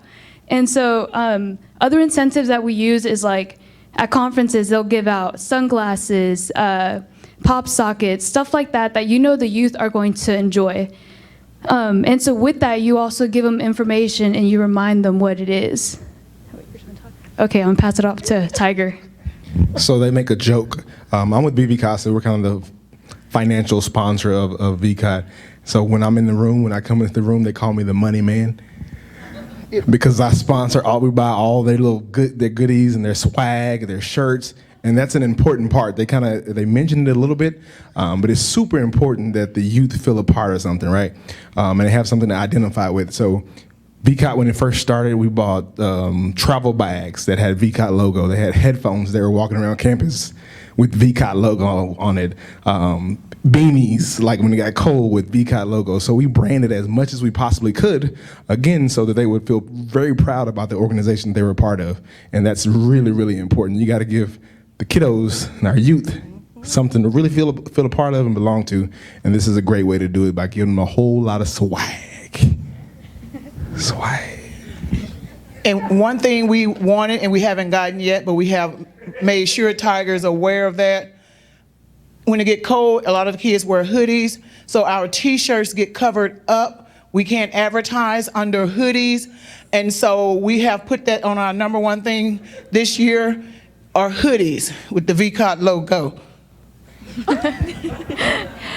Yeah, so basically, you know, give them shirts, give them anything you can, and even if it's on a budget. And so along with incentives, you can also give them the information, get them to know what they're talking about, get them interested. So if you know that someone that you're talking to is 12 and they look up to a YouTuber, they're gonna want to listen to this person. So you're gonna want to reach to them somehow, like find connections that they're going to enjoy. And so also with lack of attendance, you also need to understand that your youth is also involved in other things. So I know, like for a fact, I do cheer, we have track, football players, dancers. So this is where you really need to start working with your youth in attendance. Like say, hey, I know you won't be able to come to the Friday meeting, but you can meet up with me during lunch or stuff like that. So work with the people that you're working with so that way you don't lose them. And, you know, you also have to listen to your youth. So if they're having issues and saying like, hey, I don't understand what we're doing this for, be patient, understand where they're coming from, and just talk them through it.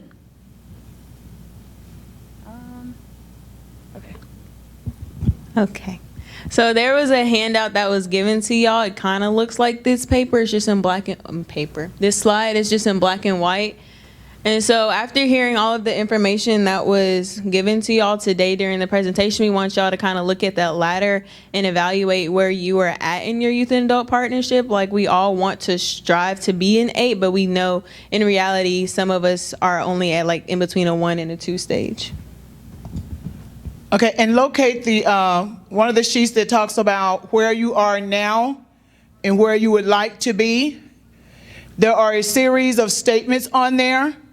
If you would check those statements that apply to where you are now, and then you will see the ones that indicate where you would like to go, where would you like to be later on. So everybody take a few moments, read those slides and put a check for where you think you are now.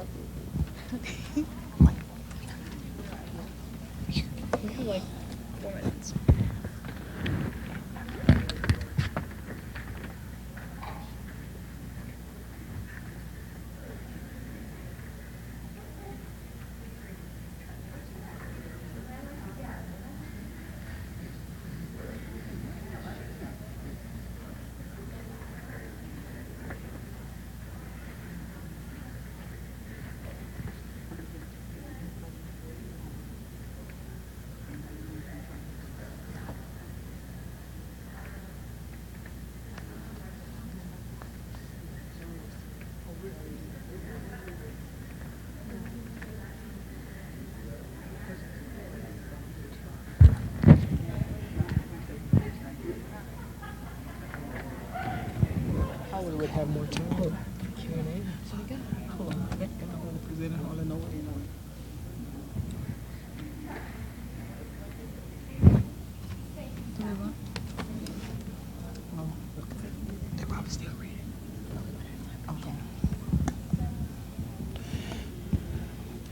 Well, unfortunately, we've just been informed of the time, so you may not quite be finished checking where you are now. But what we would like for you to do is, once you see where you are, then look at the ladder and see where you fit on that ladder. And the goal is to get up to an 8. Like I said, I was much more controlling in the very first few years of founding VCOT. But as the kids became more knowledgeable, more experienced, then they took the forefront. This is, I think, the first time that I've ever really presented with them. Normally, I never present with VCOT. But I was getting paid for this today, so In closing? Okay. So in closing, we just hope that you all kind of learn something and y'all can take it back into y'all's community. And use what we've presented in this presentation, and hopefully we helped a little bit. Now I want to read this quote that I really like. It's by Steve Jobs. It says, "Great things in business are never done by one person. They're done by a team of people." So I just like that quote. I don't know why, but I really like it. It's basically just saying that it's not a one-person job, but it's better if you work together as a team, because you can get more work done if you work together instead of just one person. So now we're going to have a Q&A if anyone has any questions. Okay. Are we taking? I hope there's time for questions. I can talk loud. My question is maybe more for Ms. PBJ, but one, they did a great job, so you should be very proud. Thank you. My question is more, so working with the YAP program, how do you see this school group different than a different school organization having the background of the YAP with you, working with you on it? Do you see it different? I think because we work so closely with other adults, like I said, BV Casa, Brent, who's presenting next door with Extreme Youth Leadership, the Say What team out of San Marcos, Texas. And when you put all of those entities together with the youth, that's one of the things that has driven their success, because it's a true team collaboration. And at my school, we are basically the only club you really hear about at Bryan High, even though you have NHS, Student Council, and all those other things, because they have a sponsor and the kids kind of operate on their own more so, and it's not as productive. But these kids sit down, they talk to the adults, they meet with the adults. Like you heard them say, they even got the American Heart Association on board to help us fight for our orders. We got the American Cancer Society. So it really makes it different when you have that collective partnership. I mean, it makes it different. Any other questions? Yes, ma'am?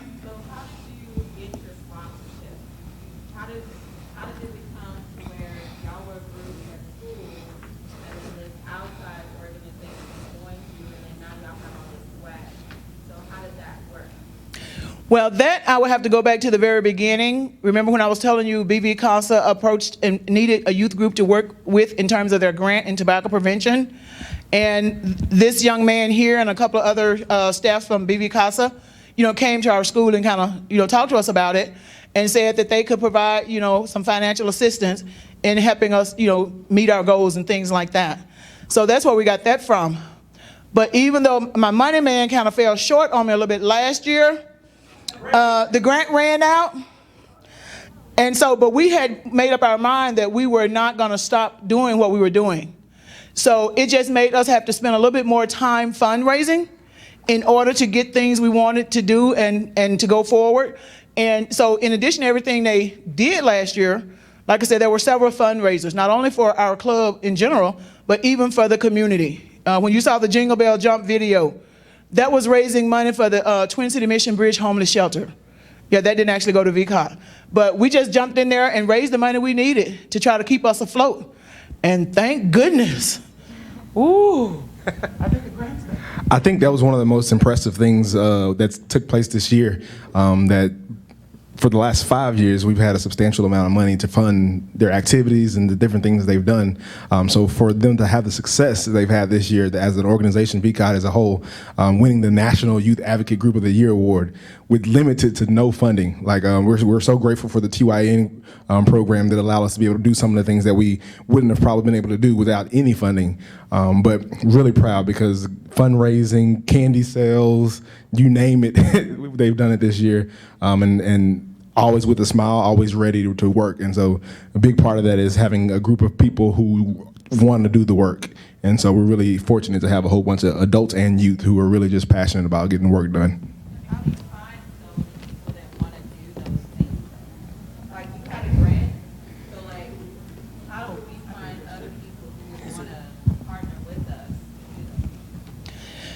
Well, when our money kind of ran up on the back end, in addition to fundraising, we resorted to sponsorship. We started talking to other organizations about what we do, and the successes that we've had, and asked them to help, sponsor us in various activities. So we were able to do that with like 3 or 4 different organizations in Bryan. Like I said, and that's one of the reasons why, in addition to tobacco prevention, we're also very big on volunteerism and giving back to our community. We volunteer for Relay for Life, making strides with the American Cancer Society. We do the heart walk and everything, so that when we're there when they need us, they're more likely to be there when we need them. And that's the way it kind of playing out this year. So never be afraid to go to these organizations and share with them your vision and ask them to join in partnership with you. And if there are any other questions, because I know we're over our time. And if you have any other questions, we can meet you out in the lobby area. I think we're on break. But thank you for your time. Thank you. Thank you all. Thank you all. Guys, we got about 15 minutes. There's popcorn set up over there, along with some drinks, until our next session, which will be here as well. So you all take a break.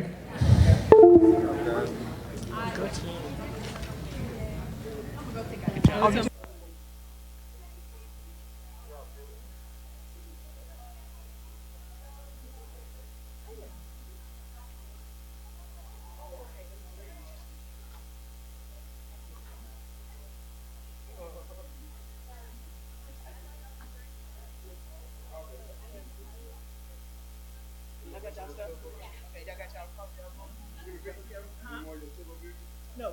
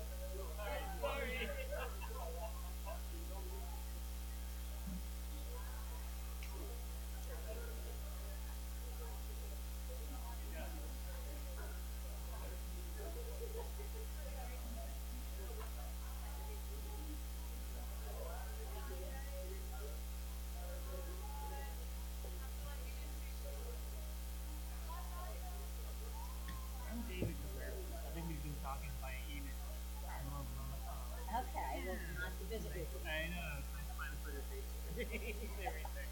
I was trying, I found this, I'm going down a rabbit hole looking for things on our state projects. And found a speaker at the Breaking Stop, and saw on the website that I'm going to be speaking on it. So I'm just curious about it. Yeah, I'm glad you can make it. Yeah, I mean, this is still like a relatively new project, for us. It's only the first year. Now, honestly, the school councils, I know you're ahead of it. It's more in a way that we can partner with you and maybe identify in schools or ISDs to do something like that. So primarily, working with them, like Okay. and in time we might build that up to maybe having a coalition of schools, having one larger, digital partnership, but in time it's also about scaling, right? You don't want to have it too big. You don't want to have it too small. So this is something that we can just collaborate on, moving forward. This is a 5-year grant. So and I don't see it honestly after the 5 years. It's really interesting. Our challenge on our state project, our service project, is really passion driven and specific changes because it's whatever the students decide that year that they want to focus on. That's the work well within. I mean, what they do specific to backwards is what they have done. But, the issue can be as short term or long term. Well, it's reinventing the wheel. As it was, last year was, wellness, that was maybe this year it's really focusing on vaping and recreational kids. So that's what, so it's continually looking. So I'm always looking at partnerships on those issues, those issues that we can conferences and move our students around. It might be useful in that sense. Sorry. Yeah, he's introducing. I'm gonna be on TV. You're going to be on TV, yeah? I'm gonna be on the computer. Well, on the internet, should I say. I should go Yeah, you can go, yeah. Get some test screening going on there. What it might be useful would be to tell you all where we are in the state at the moment. And, maybe you could tell me a little more about these associations and councils, like,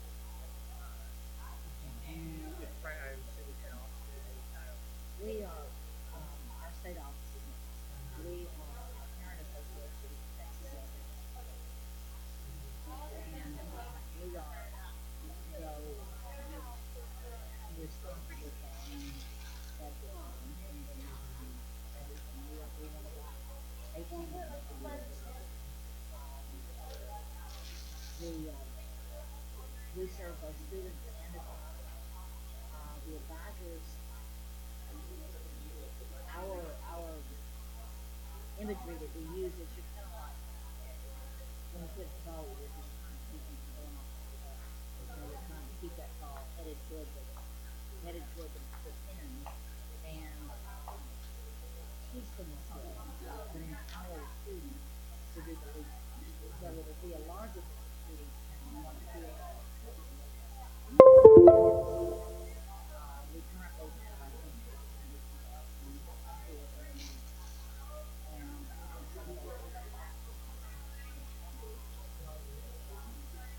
we bring in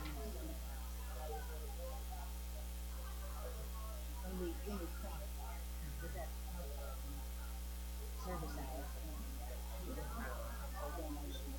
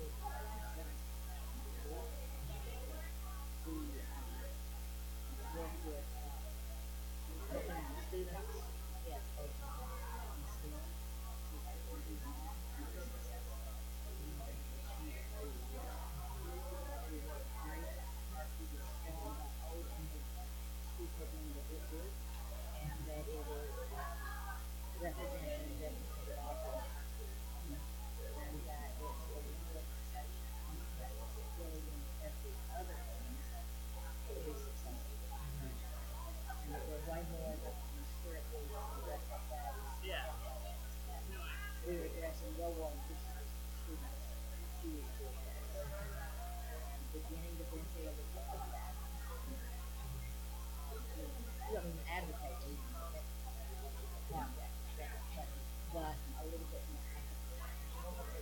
We have a bunch of training available right now for free that would probably be useful to check out. See Youth Capital. It is free and online through our website. The benefit of becoming a Canadian partner like here is that you get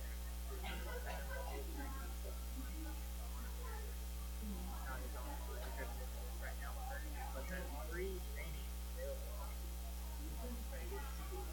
So getting the word out on that is the biggest thing.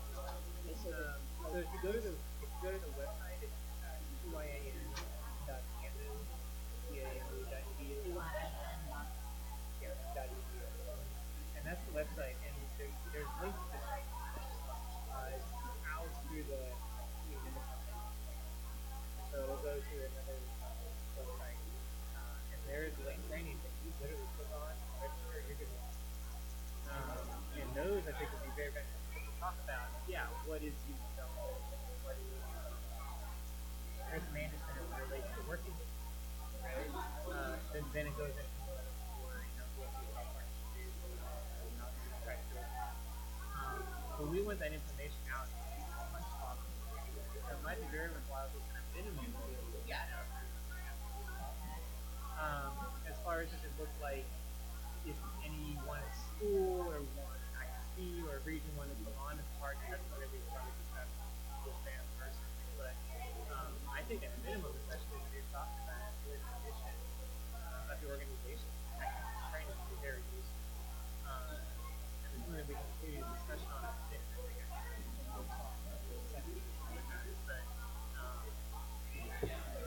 those trainings I think would be very useful for teachers or anybody. Oh, sure. Yeah. Providing them with skills and building what you already have.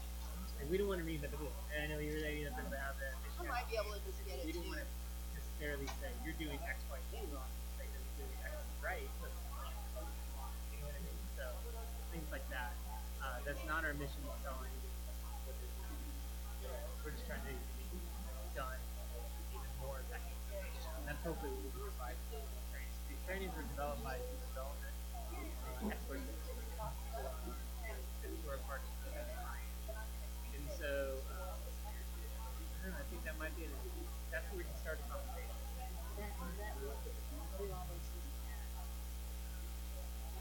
Two, it's someone who can come in and do something, or even a conversation. We have 8 centimeters to look at. Primarily because that's going and look at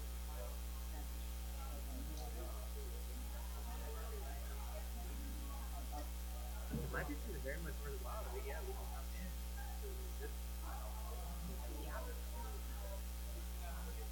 To really talk about that.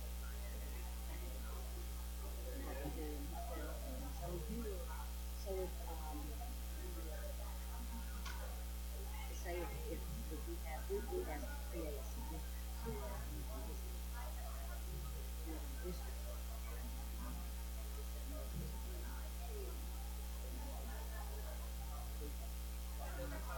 More than likely, but honestly, the partnership. I'm introducing them. I'm going to tell them a little bit about the session, and I'll say it's pretty cool. And then you go up there. If you want me to, what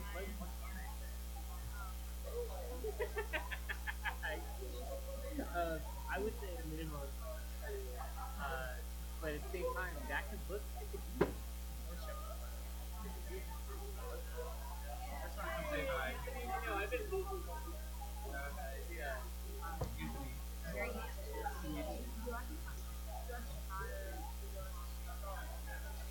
You could say hi, you could say something nice. You can just rock the mic. And with that thing, it's like someone hands you the mic, you gotta rock it.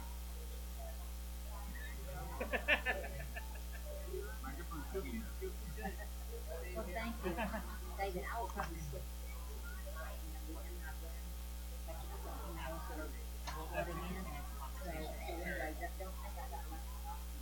No, Thank you for letting me know that.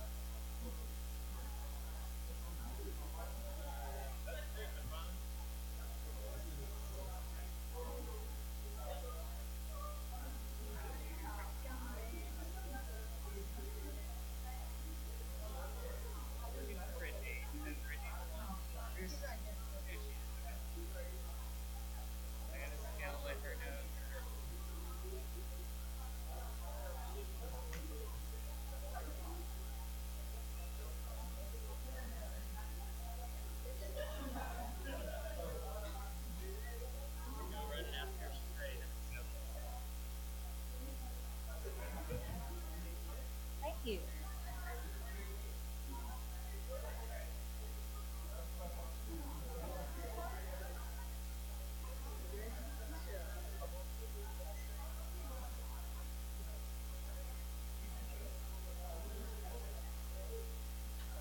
Howdy.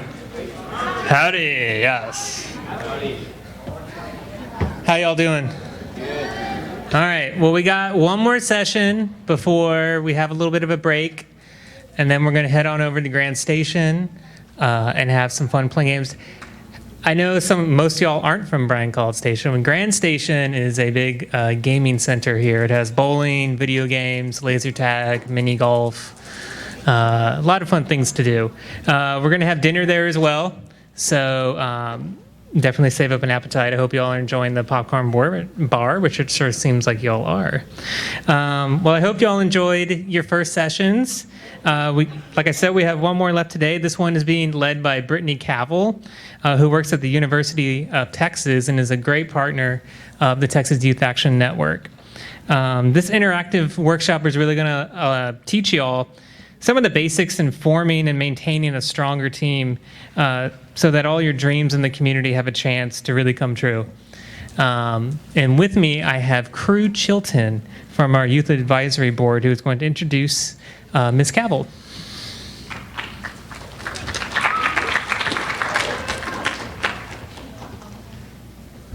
Thank you.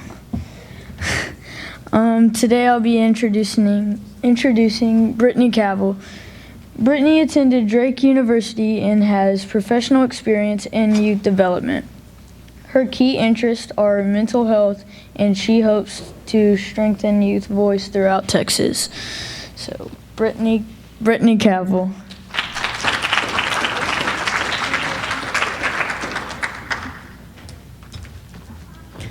Hello, everyone. Oh, y'all got to do better than that. Hello, everyone. Okay, so my name is Brittany Cavill, and as Crew said, I work at the University of Texas, and I am a youth engagement specialist there. And a part of my work is to lead a project called Youth Lead for Health. And in this project, I am in charge of trying to spread positive youth development all around Texas. And so that's how I have become a partner of the Texas Youth Action Network. And I am glad to be here today. We are going to be up and moving around. So I hope you all are ready to participate with me. Okay, so this workshop is entitled How to Build Your Team. And at this Leadership Academy, you all are learning skills to take back to your community so that you can improve them in some way. And so it's very important that you learn how to bring your team together. And so that's what we are going to discuss today. So the plan for this session, we will have an icebreaker. I'm going to talk about team leadership, the performance cycle. We're going to talk about some team roles and how to identify what your role should be within a team. We're going to talk about team structures and decision making. And we're going to end with an interactive team building activity. So everyone should have a half sheet of paper in front of you. It will not have anything on it. It will be completely blank. So you are tasked with drawing a picture that shows a team working well together using only shapes.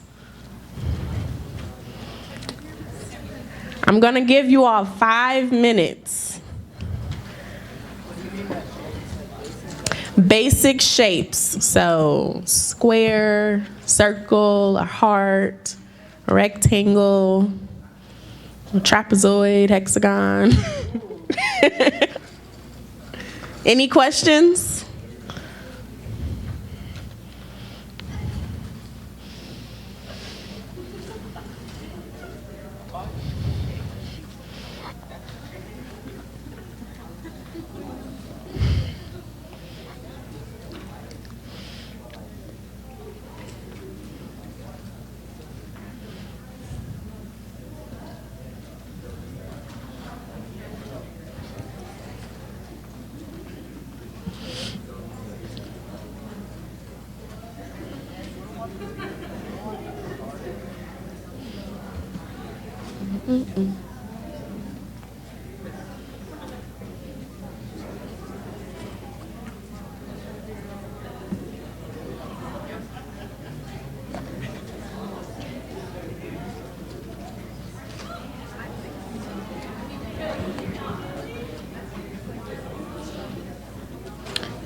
Okay, can you raise your hand if you have your shape drawing done? Okay, I'll give you all 1 more minute.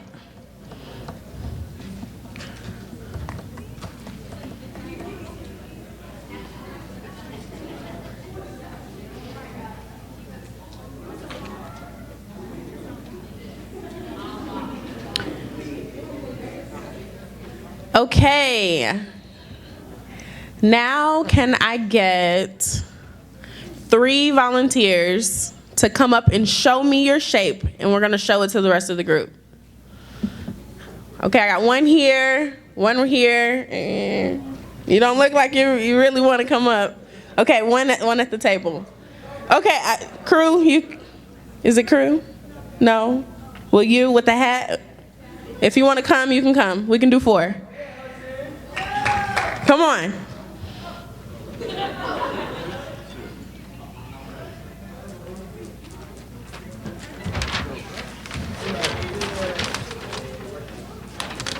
Okay, can I see your... I like that. I like that. Okay, can you recreate it with me so that we can see it? And then I want you to explain how this is. Okay. Showing them who's working well together. I guess. Okay, so we're gonna have our volunteers show us their drawing, and they're gonna explain how this depicts a group working well together. So if I can ask everybody to be respectful to my volunteers, is gonna help me out today.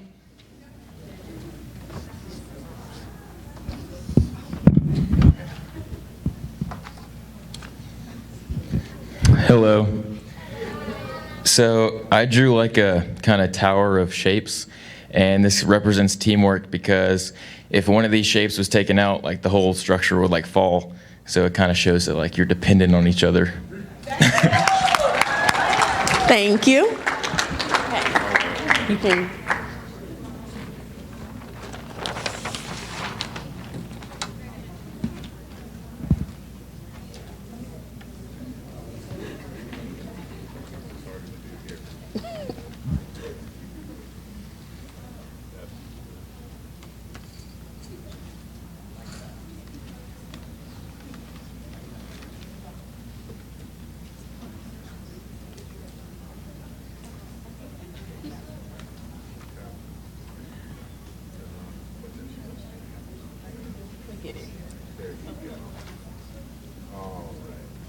Okay. So I said this represents teamwork because they're supposed to be all on the same level. But the point, though, is that in a team, they're all working on the common goal of holding up this plank here, I guess.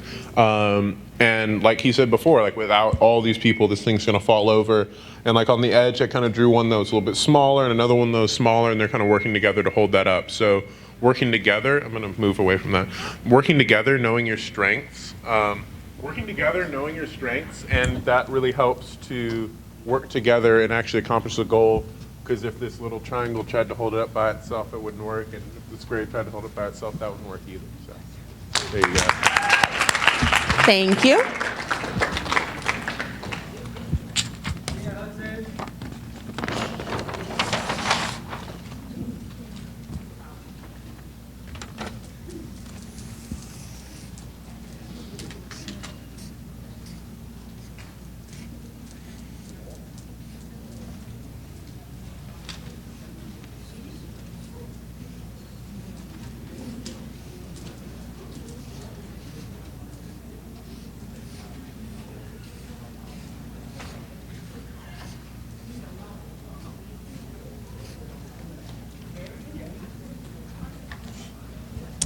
Hello. So we drew a sun to show how like all the people like come together to make make something, and we drew like all these people would be like the people, and then like we all come together to make one big sun, like we all come together to do something, like yeah.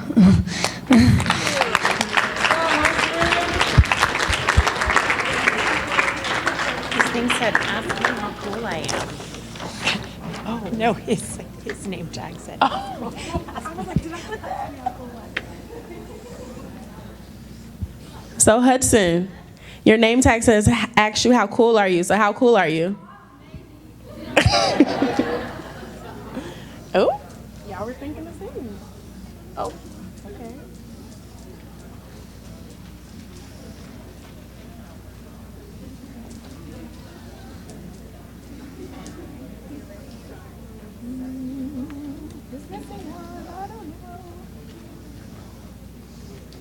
Okay, it looks very complicated. It's actually more like Knights of the Round Table. So there's no one really in superior, as we were talking about earlier, inferior. So everyone has an equal voice.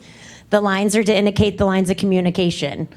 So working together as a team, making sure that you're communicating equally with the rest of the group and everyone's heard. Thank you. Okay, thank you to my volunteers. Can we give them another round of applause? Thank you, thank you, thank you. Okay, so something that keeps coming up from our drawings is everyone working together. And I picked up on a little bit of group dynamics where everyone has a shared voice. These are all great traits when you are thinking about leadership. And so when we think about team leadership, there's a concept that I want to teach you all today, and it's called functional leadership. And so within this concept, this defines leadership in terms of what must get done for tasks to move along, and we're striving for an effective process. So this is a little bit different than if you're thinking about leadership in the individual sense. If you're thinking about what I have to do, what one person has to do to make everything come together, this is identifying the task that needs to happen to get things done. And that's what I believe will make teams work and be most successful. And so when you all are out in the community and you're trying to do community work, everyone has different strengths. Everyone has different things that they're going to be able to bring to the table. And we all need to be striving for an effective process. We want to make sure that we're getting things done that we said we were going to do. And so with this idea of functional leadership, I'm going to ask you all a question.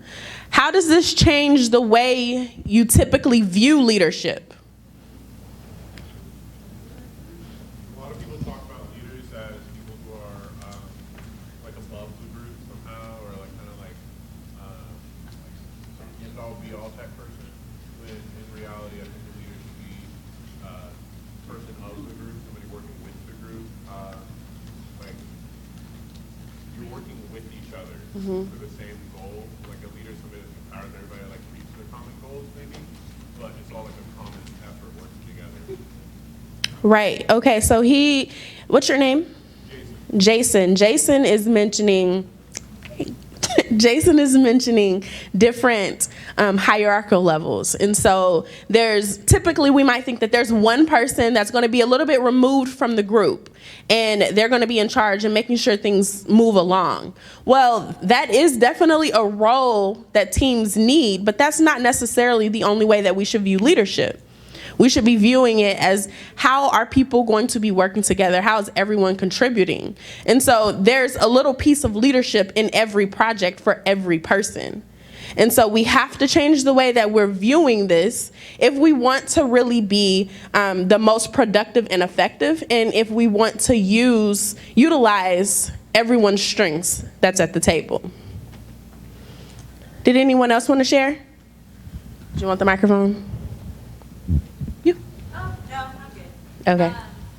So when I read this definition, thinking about what must get process, like recognizing that process. So surprised I need that. Oh my gosh. Do I really need it? Okay.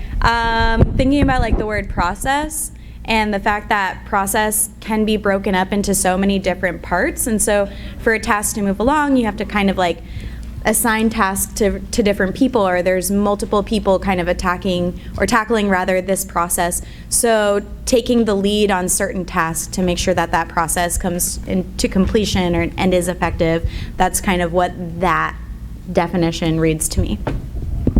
Thank you, and that's exactly how it reads to me as well.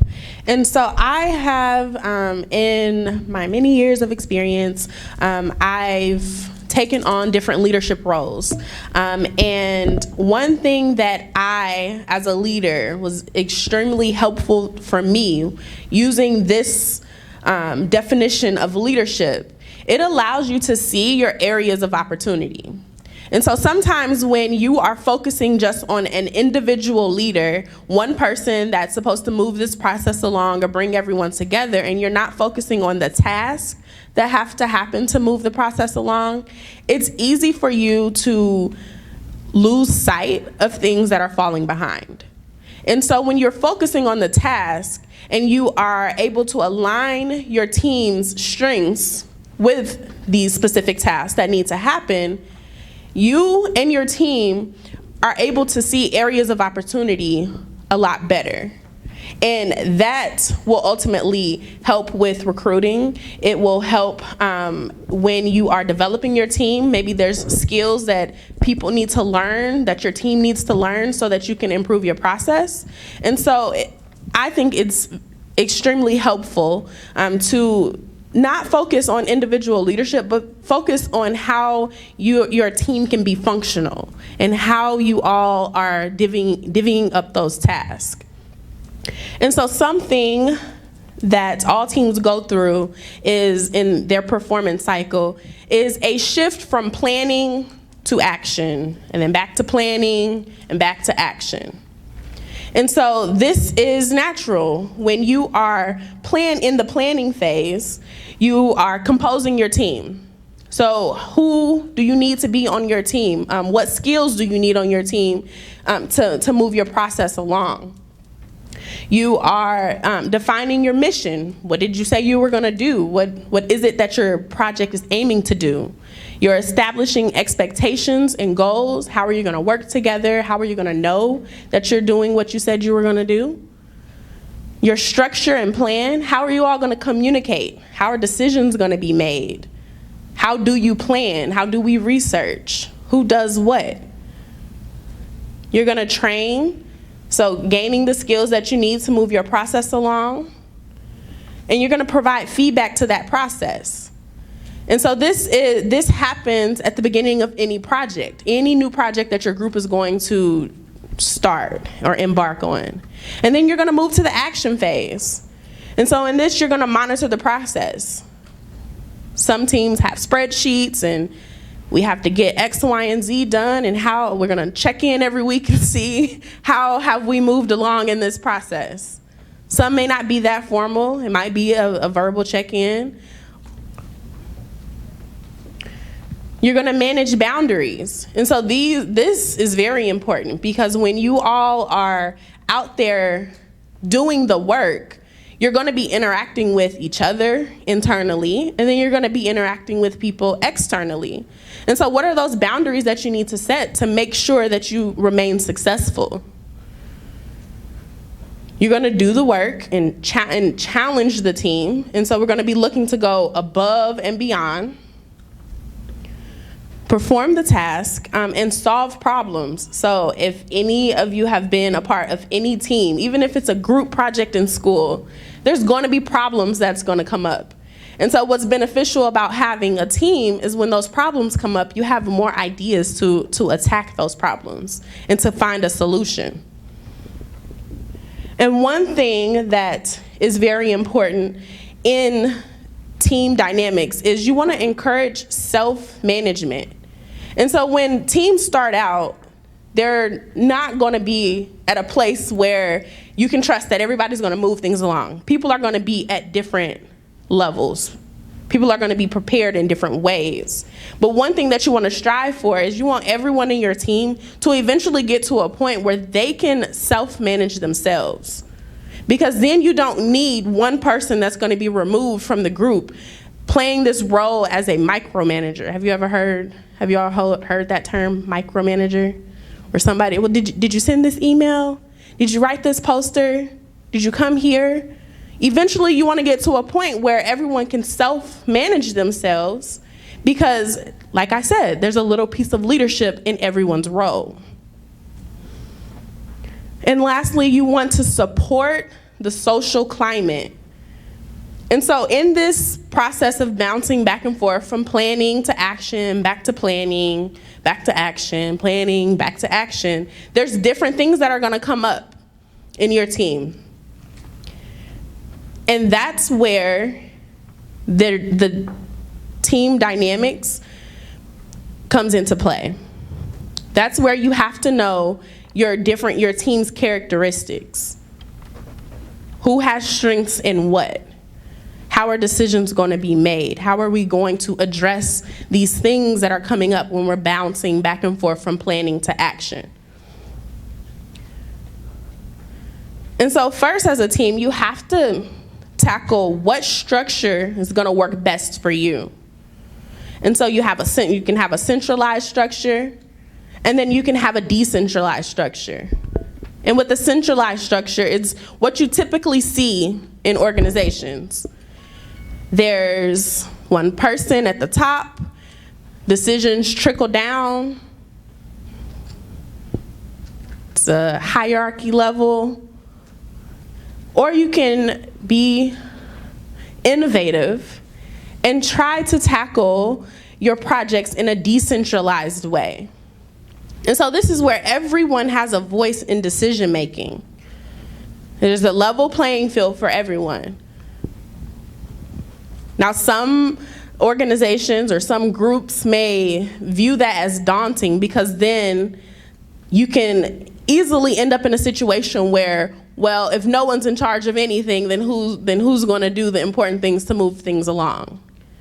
And so that's where you go back to making sure that everyone is trained, everyone has the skills that they need to accomplish their task, and you're managing those relationships, you're managing those boundaries, you're making sure that the team is working together along the way.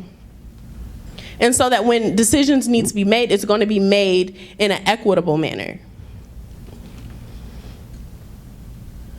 So everyone should have a half sheet of paper that has a QR code written on it. This is the QR code.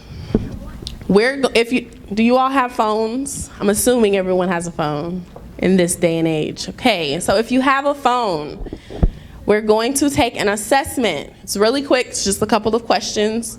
If you have an iPhone, you can go to your camera and hover it over the image, and the assessment's gonna pop up. And if you do not have an iPhone and you do not have a QR code reader, then you can go to your internet browser and type in the web address that's on the sheet that's in front of you.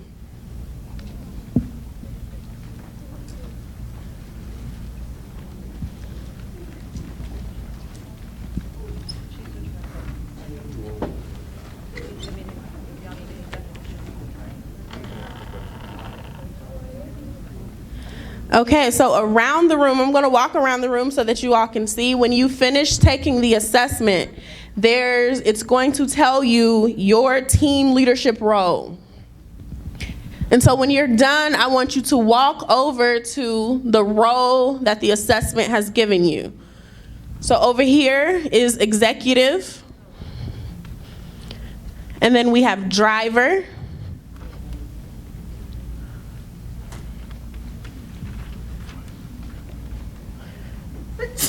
Explorer is going to be in the front of the room. Innovator is going to be over in this corner.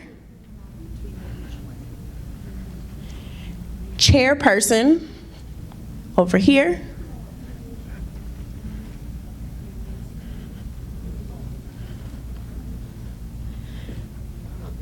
All of my experts going to be back here.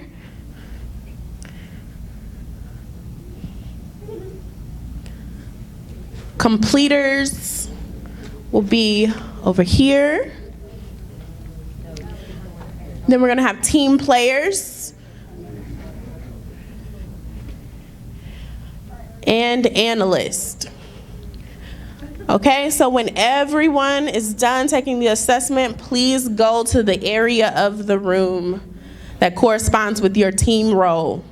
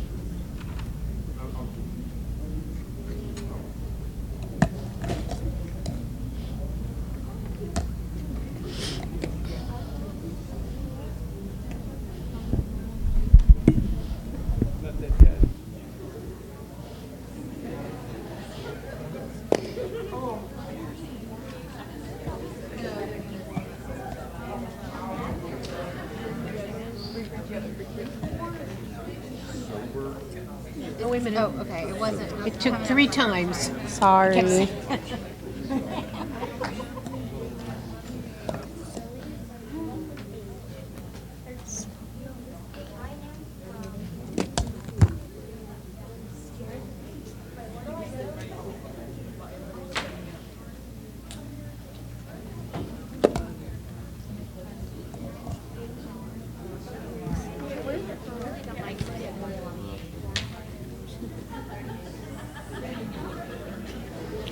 Okay, so if you have completed your team role test, I'll know that everyone's done when everyone has walked to their corresponding side of the room.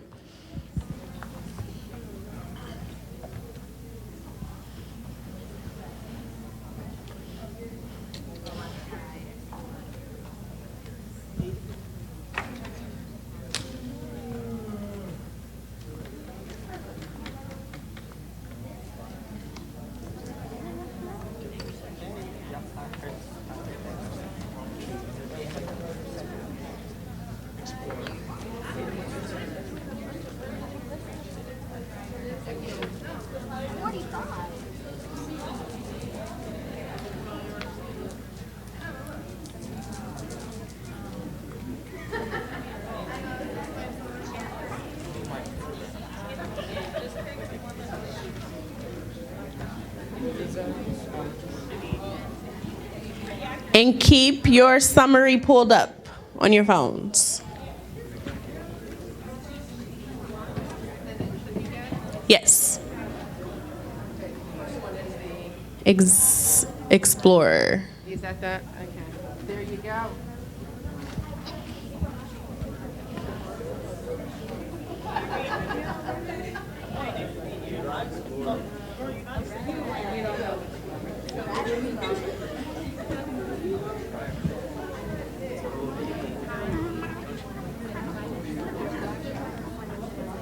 Driver right here.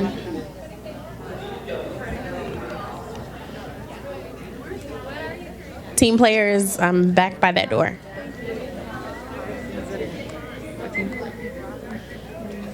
Okay. You can go, you can pick. Go to one with the least amount of people.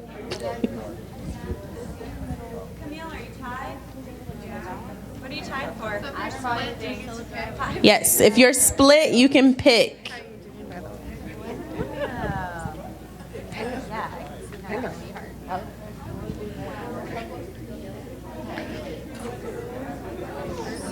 see what that's about?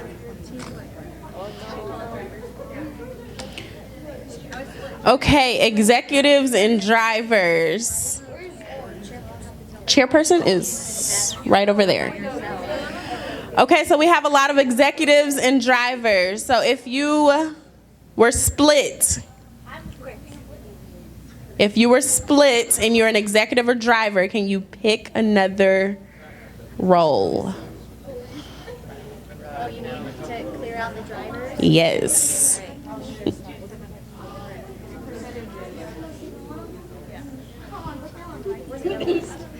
Analyst.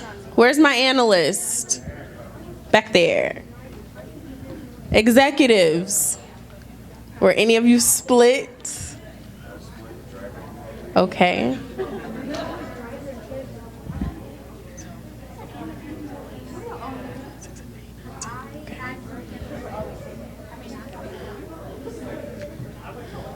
Okay, explorers.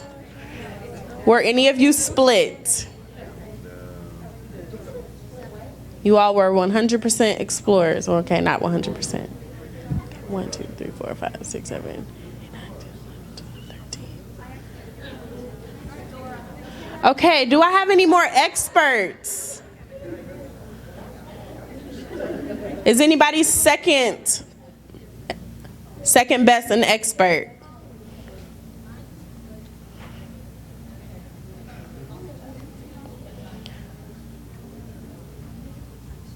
No more experts? Okay. Well, within your roles, there's a marker. There's a marker. As a group, you all have to draw a picture that explains your definition. As a group.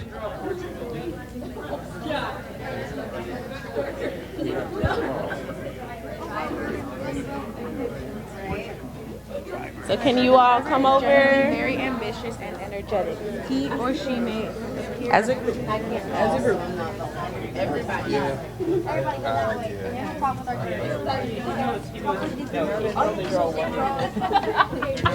Okay, you all are on it.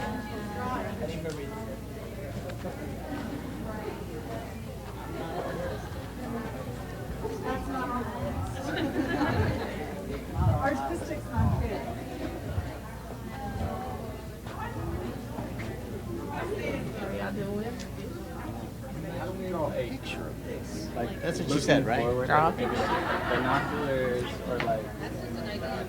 They're talking to each other. Are you analysts? What do you think of team play? Oh, okay. Well, could you come over here with the experts? How are y'all doing? I think we got it. You know how to draw that? No, but if I could look up a picture, I could use it.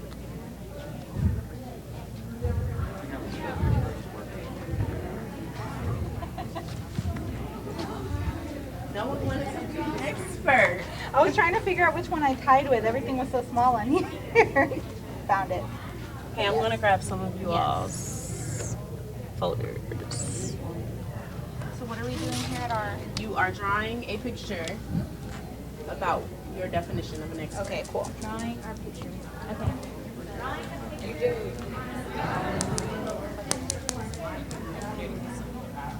Okay, a picture. Of a chairperson. I gave these gentlemen the marker.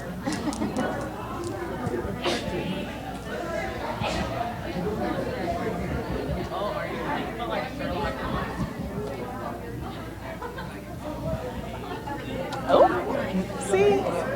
See how it is? This works perfectly. Y'all the first one? Yeah. Okay.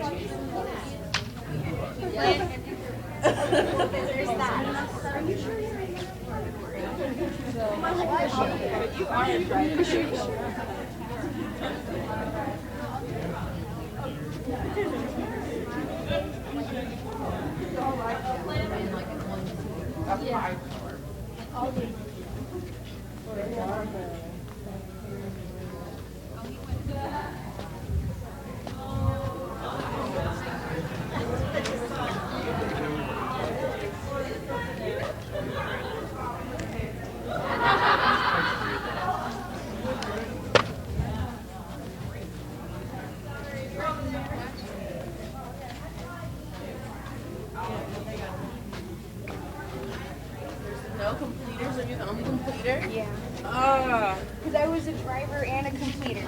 Okay. So just like, I'll go to completer. Because I was too varied. See, it's too different. I'm kind of with everything. Wow.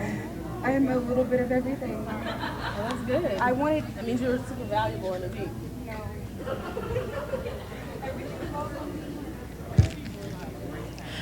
Okay. In you all's groups, there are 10 manila folders with the title of your group. Can I get 10 people in your group to pick them up? And then one person stay at your picture.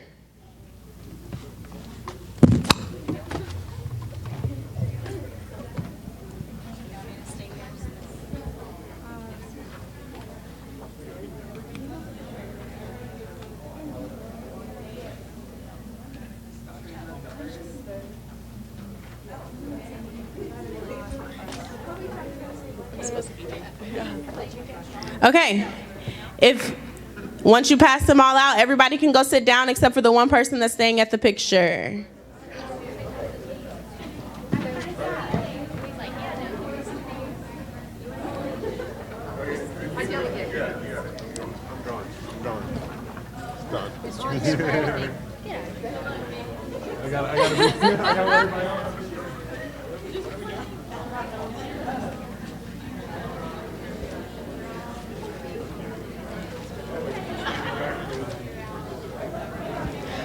Okay. If you're left at your poster, can you grab your picture and come up to the stage?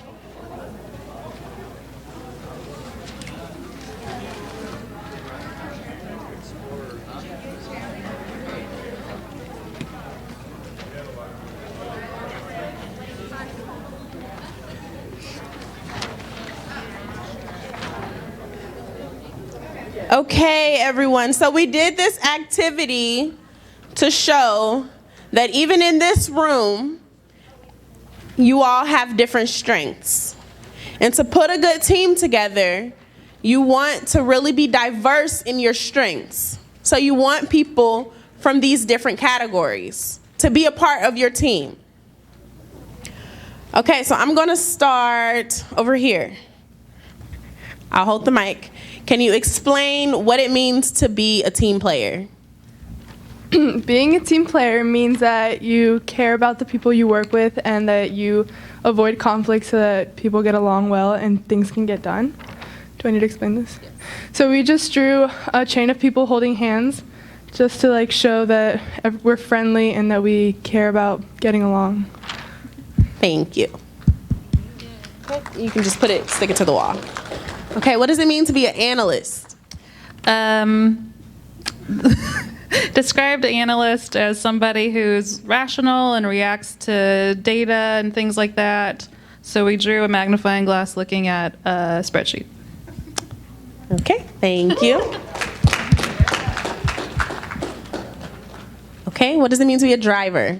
To be a driver is to be emotional yet ambitious, impulsive yet innovative, and motivational. So what we drew here was kind of like the driver is like the vehicle kind of carrying the team that's communicating ideas, which adds to the bigger picture of things, and that it's holding all of this up kind of like with the heart of the matter.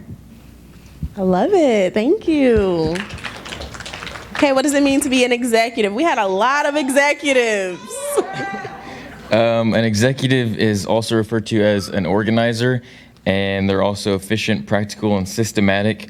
So I drew one of these little like stock chart things, and that that shows like the systematicness. And then I drew Caleb because he's an executive. Thank you. I just want to say, look at that drawing, that picture. Can we give him a round of applause just for that? Okay, what does it mean to be an explorer? Being an explorer is basically just being someone who's talkative and likes to get out there. They're curious, and they love talking and learning. And so basically our picture is the sun and the flowers symbolize happiness. And then this guy is curious about the flowers, so he's telling people and he's happy about doing it. Okay, can you walk around this way so that everybody can see your lovely drawing? Okay, thank you. Can you step up here? Step up to the stage, please. Okay, what does it mean to be an innovator? So basically being an innovator is like coming up with ideas and kind of like thinking outside the box where no one else is really thinking. And so we drew a light bulb because that's the first thing that came to mind. Like the light bulb dinging over someone's head. So we did a light bulb. And they were the first to get done, which is pretty innovative. What does it mean to be an expert? So experts are people who other people trust to do a good job and get their work done, and that they are very knowledgeable in their specific skill area. So literally everybody in our group of like 5 people was like scientists. So I drew a little science guy, and I didn't know any equations because I do social sciences. So I was like, y equals mx plus b, I think is an equation we've all used, but somebody who's very knowledgeable. So we drew science guy. Thank you. Okay, a chairperson. Okay. You got a crowd. Yeah. I don't know how to pronounce this word. A chairperson. A chairperson. I guess that it means that like everybody's sharing like the same idea in one place. I'm not like 100% sure yet. Like I don't know how to explain it though. Can I get some where's a chairperson part of his team to help him out? See, this is the benefit of having a team. All right, so basically we had the center, so maybe an organization or an idea or a goal, and there's not just one thing that goes into a goal or a plan or an organization, so a lot of different ideas, a lot of different people, but sharing ideas back and forth, cross-communicating so you're always on the same page with the same vision. Good job. Thank you. Okay, and last but definitely not least, the completer. What does this mean? It means you need it to be almost perfect. It's like a perfectionist almost. You worry about who you're working with, and well, actually, I wasn't working with anyone, so it's basically like the picture. You're turning in a project with a group, and you want it to be perfect, and your teacher says it could be better, and you're like, oh well, I couldn't do it better. You wanted me in a limited time. Okay. Thank you. Okay, we can go add it to our wall. Okay, so we have learned some different roles to play in teams. And so next we are going to do an activity. It's called Acid River Activity. Now I need everyone to bear with me for this part because I'm presenting to a much larger group than I thought I was going to be. So if you have a manila folder, it's going to have your team role in it. I need you all to form groups of 6 with different roles. Okay? Groups of 6 with different roles. Once you have your group, once you have your group, just go together in a cluster and then I'll tell you where to go. So that means you have to get up, you have to walk around, put your manila folder in the air. Okay, groups of 6 with different roles.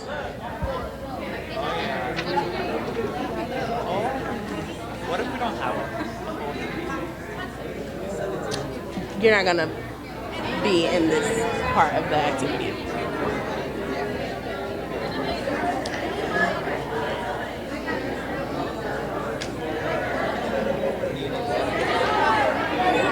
Okay, it looks like you all have your groups. Okay, so I need 3 3 groups to meet me over here.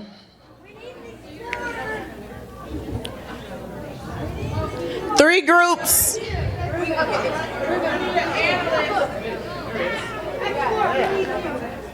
Okay, can I get 3 groups to the front of the room?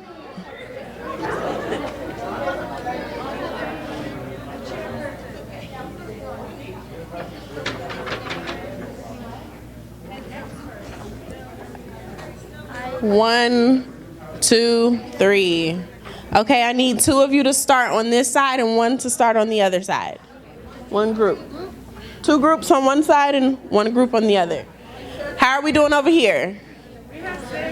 Okay, you have 6. Can you come over here? Oh, we have to do team stuff like that. Yes. Okay, can I get 2 more groups? 2 more groups over here. Okay, we can figure that out. Come over here. Okay, I need 1 more group.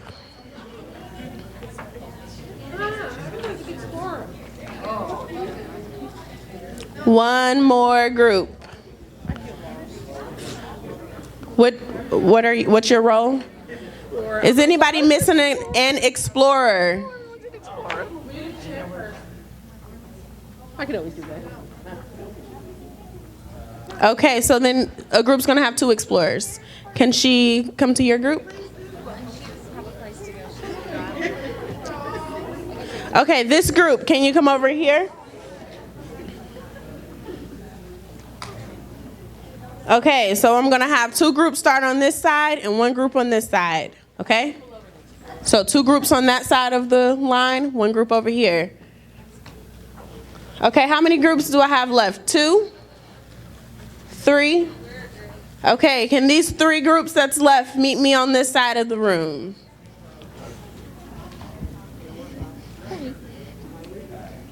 This one's gonna have like 2 executives. It's okay.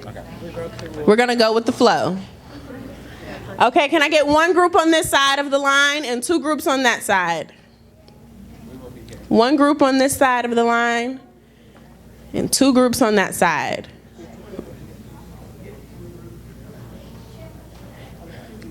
Okay. So this activity is called Acid River. The objective is that you have to get to the other side of the river with everyone crossing the other side of the bank in unison. The rules: you have to keep possession of your stepping stone at all times. So your manila folder, that's your stepping stone. You have to always have your stepping stone at all times in some fashion. Half of our group doesn't have a folder. Okay. 1 second. The 3rd rule, there's no scooching. So you cannot put your stepping stone in the river and scoot it across. Okay? If anyone falls, everyone in your group must start over. So if you fall into the acid river, you might burn, and you don't want that to happen. So everybody has to start over. And lastly, everyone must step onto the opposite bank at the same time. Okay? So I'm going to let you all ask me some questions, and then you're going to get 5 minutes to brainstorm with your group how you're going to accomplish this. Yes. The river is in between the 2 pieces of tape. Yes. You're going to put it on the floor. You're going to put your stepping stone on the floor. Okay? So Becky is going to be watching the group over by the wall. I'm going to watch the group over by the projector. No, you're crossing at the same time. Yes.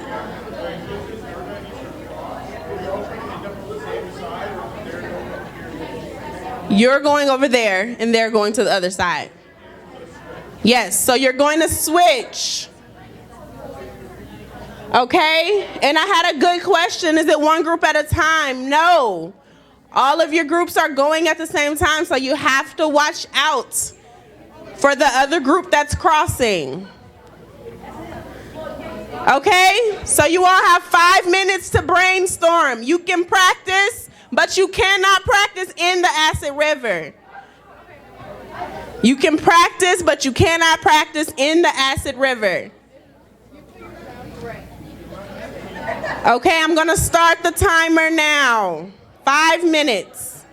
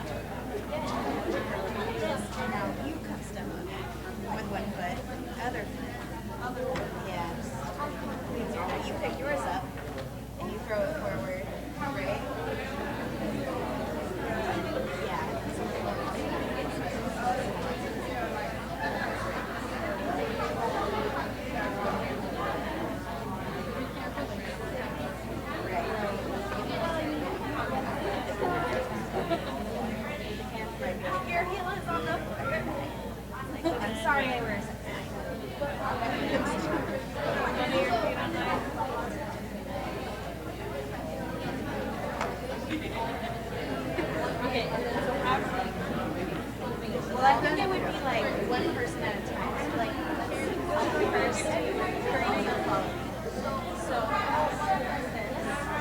And then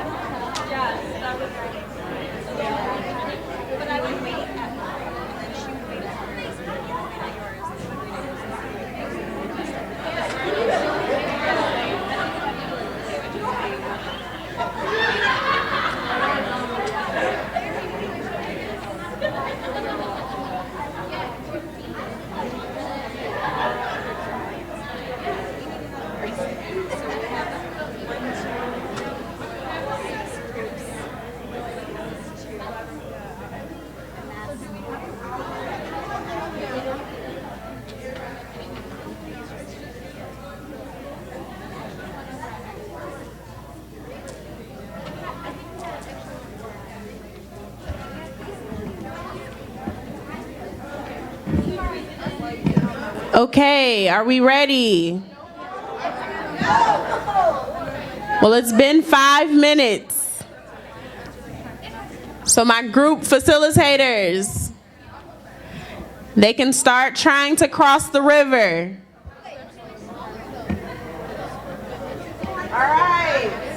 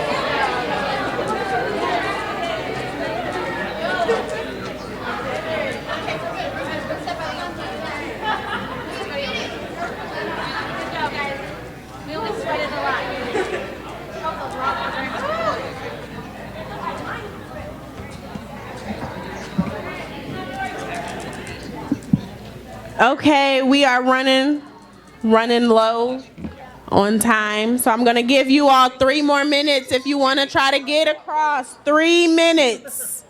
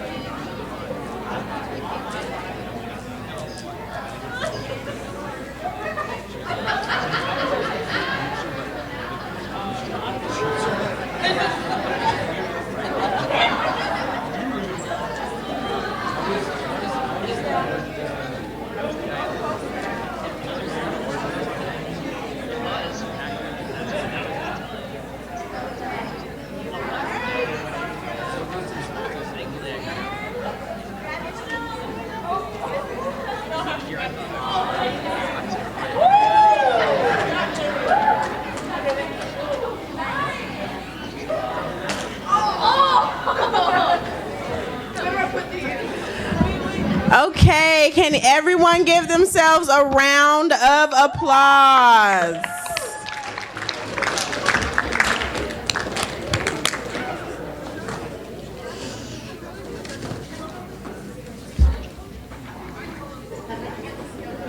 Okay. So in this activity, how was this a metaphor of working together? What was that? Communication, can you explain?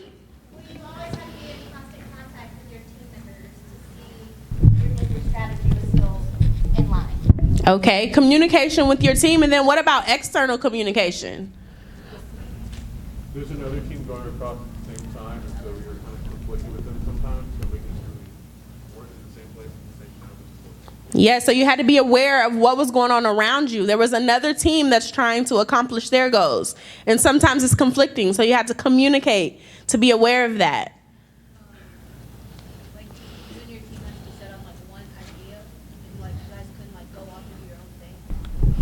You had to so you had to be like in sync with your team. Like you had to make an idea and be like, okay, you can do this and you can do this. Like you had to like split it up and make it work. Okay, so what I'm hearing you say is that you have to, as a team, you have to try to move forward on one idea at a time. You can't have multiple ideas floating around and everybody trying to act accordingly. You have to have a consensus before you start. Before you go out into that river, you have to know how you're going to get everyone across and how you're going to work together. Because if you're on different pages, you're going to fall in the acid river and maybe a limb might come off. Hopefully not. Okay, so how did your team role help in this process?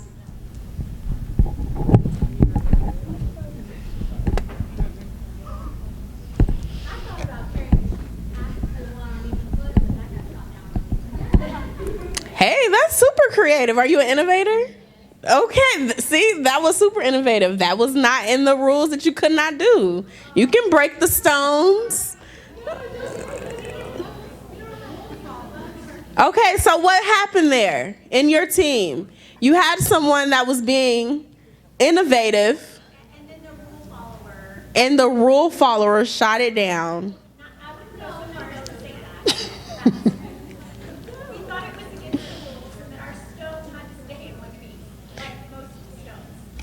So if you throw a stone, can it break?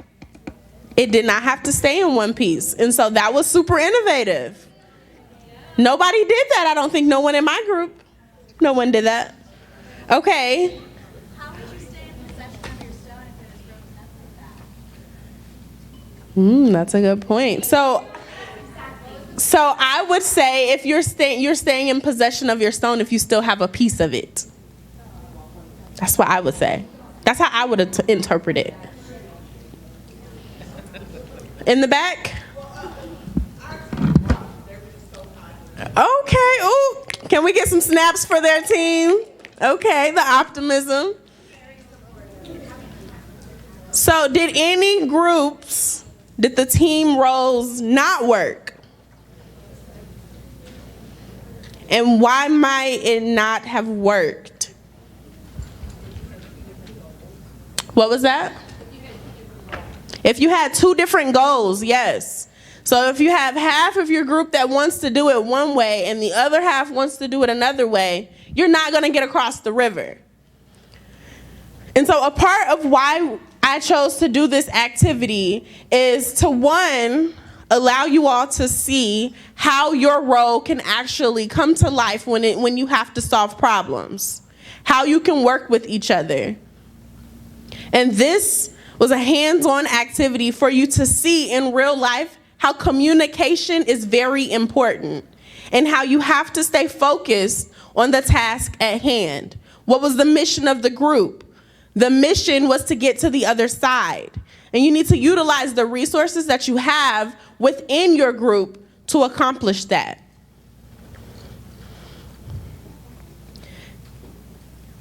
And so you all did a fantastic job. I will, if you all want to take any pictures of the mural that we've created, the leadership mural over here, you can. And thank you all for participating, and you were an awesome group.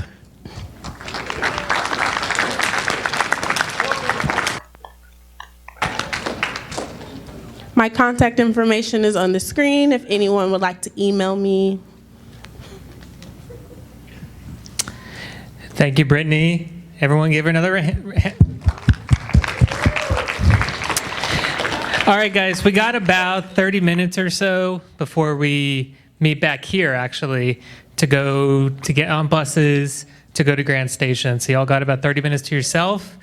Two things. Remember to wear your blue shirts so we know that we can find y'all and do head counts. Make sure no one gets lost. Number 2, be sure to bring socks if you plan on bowling. We have an all-inclusive package to where socks may be there, but we've been told sometimes that, it doesn't always happen. So be sure to bring socks if you plan on bowling. So bring your shirt and some socks. And meet back here at 6:15. So if you need to go to your room, relax for a little bit, that's fine. Be sure to meet back here at 6.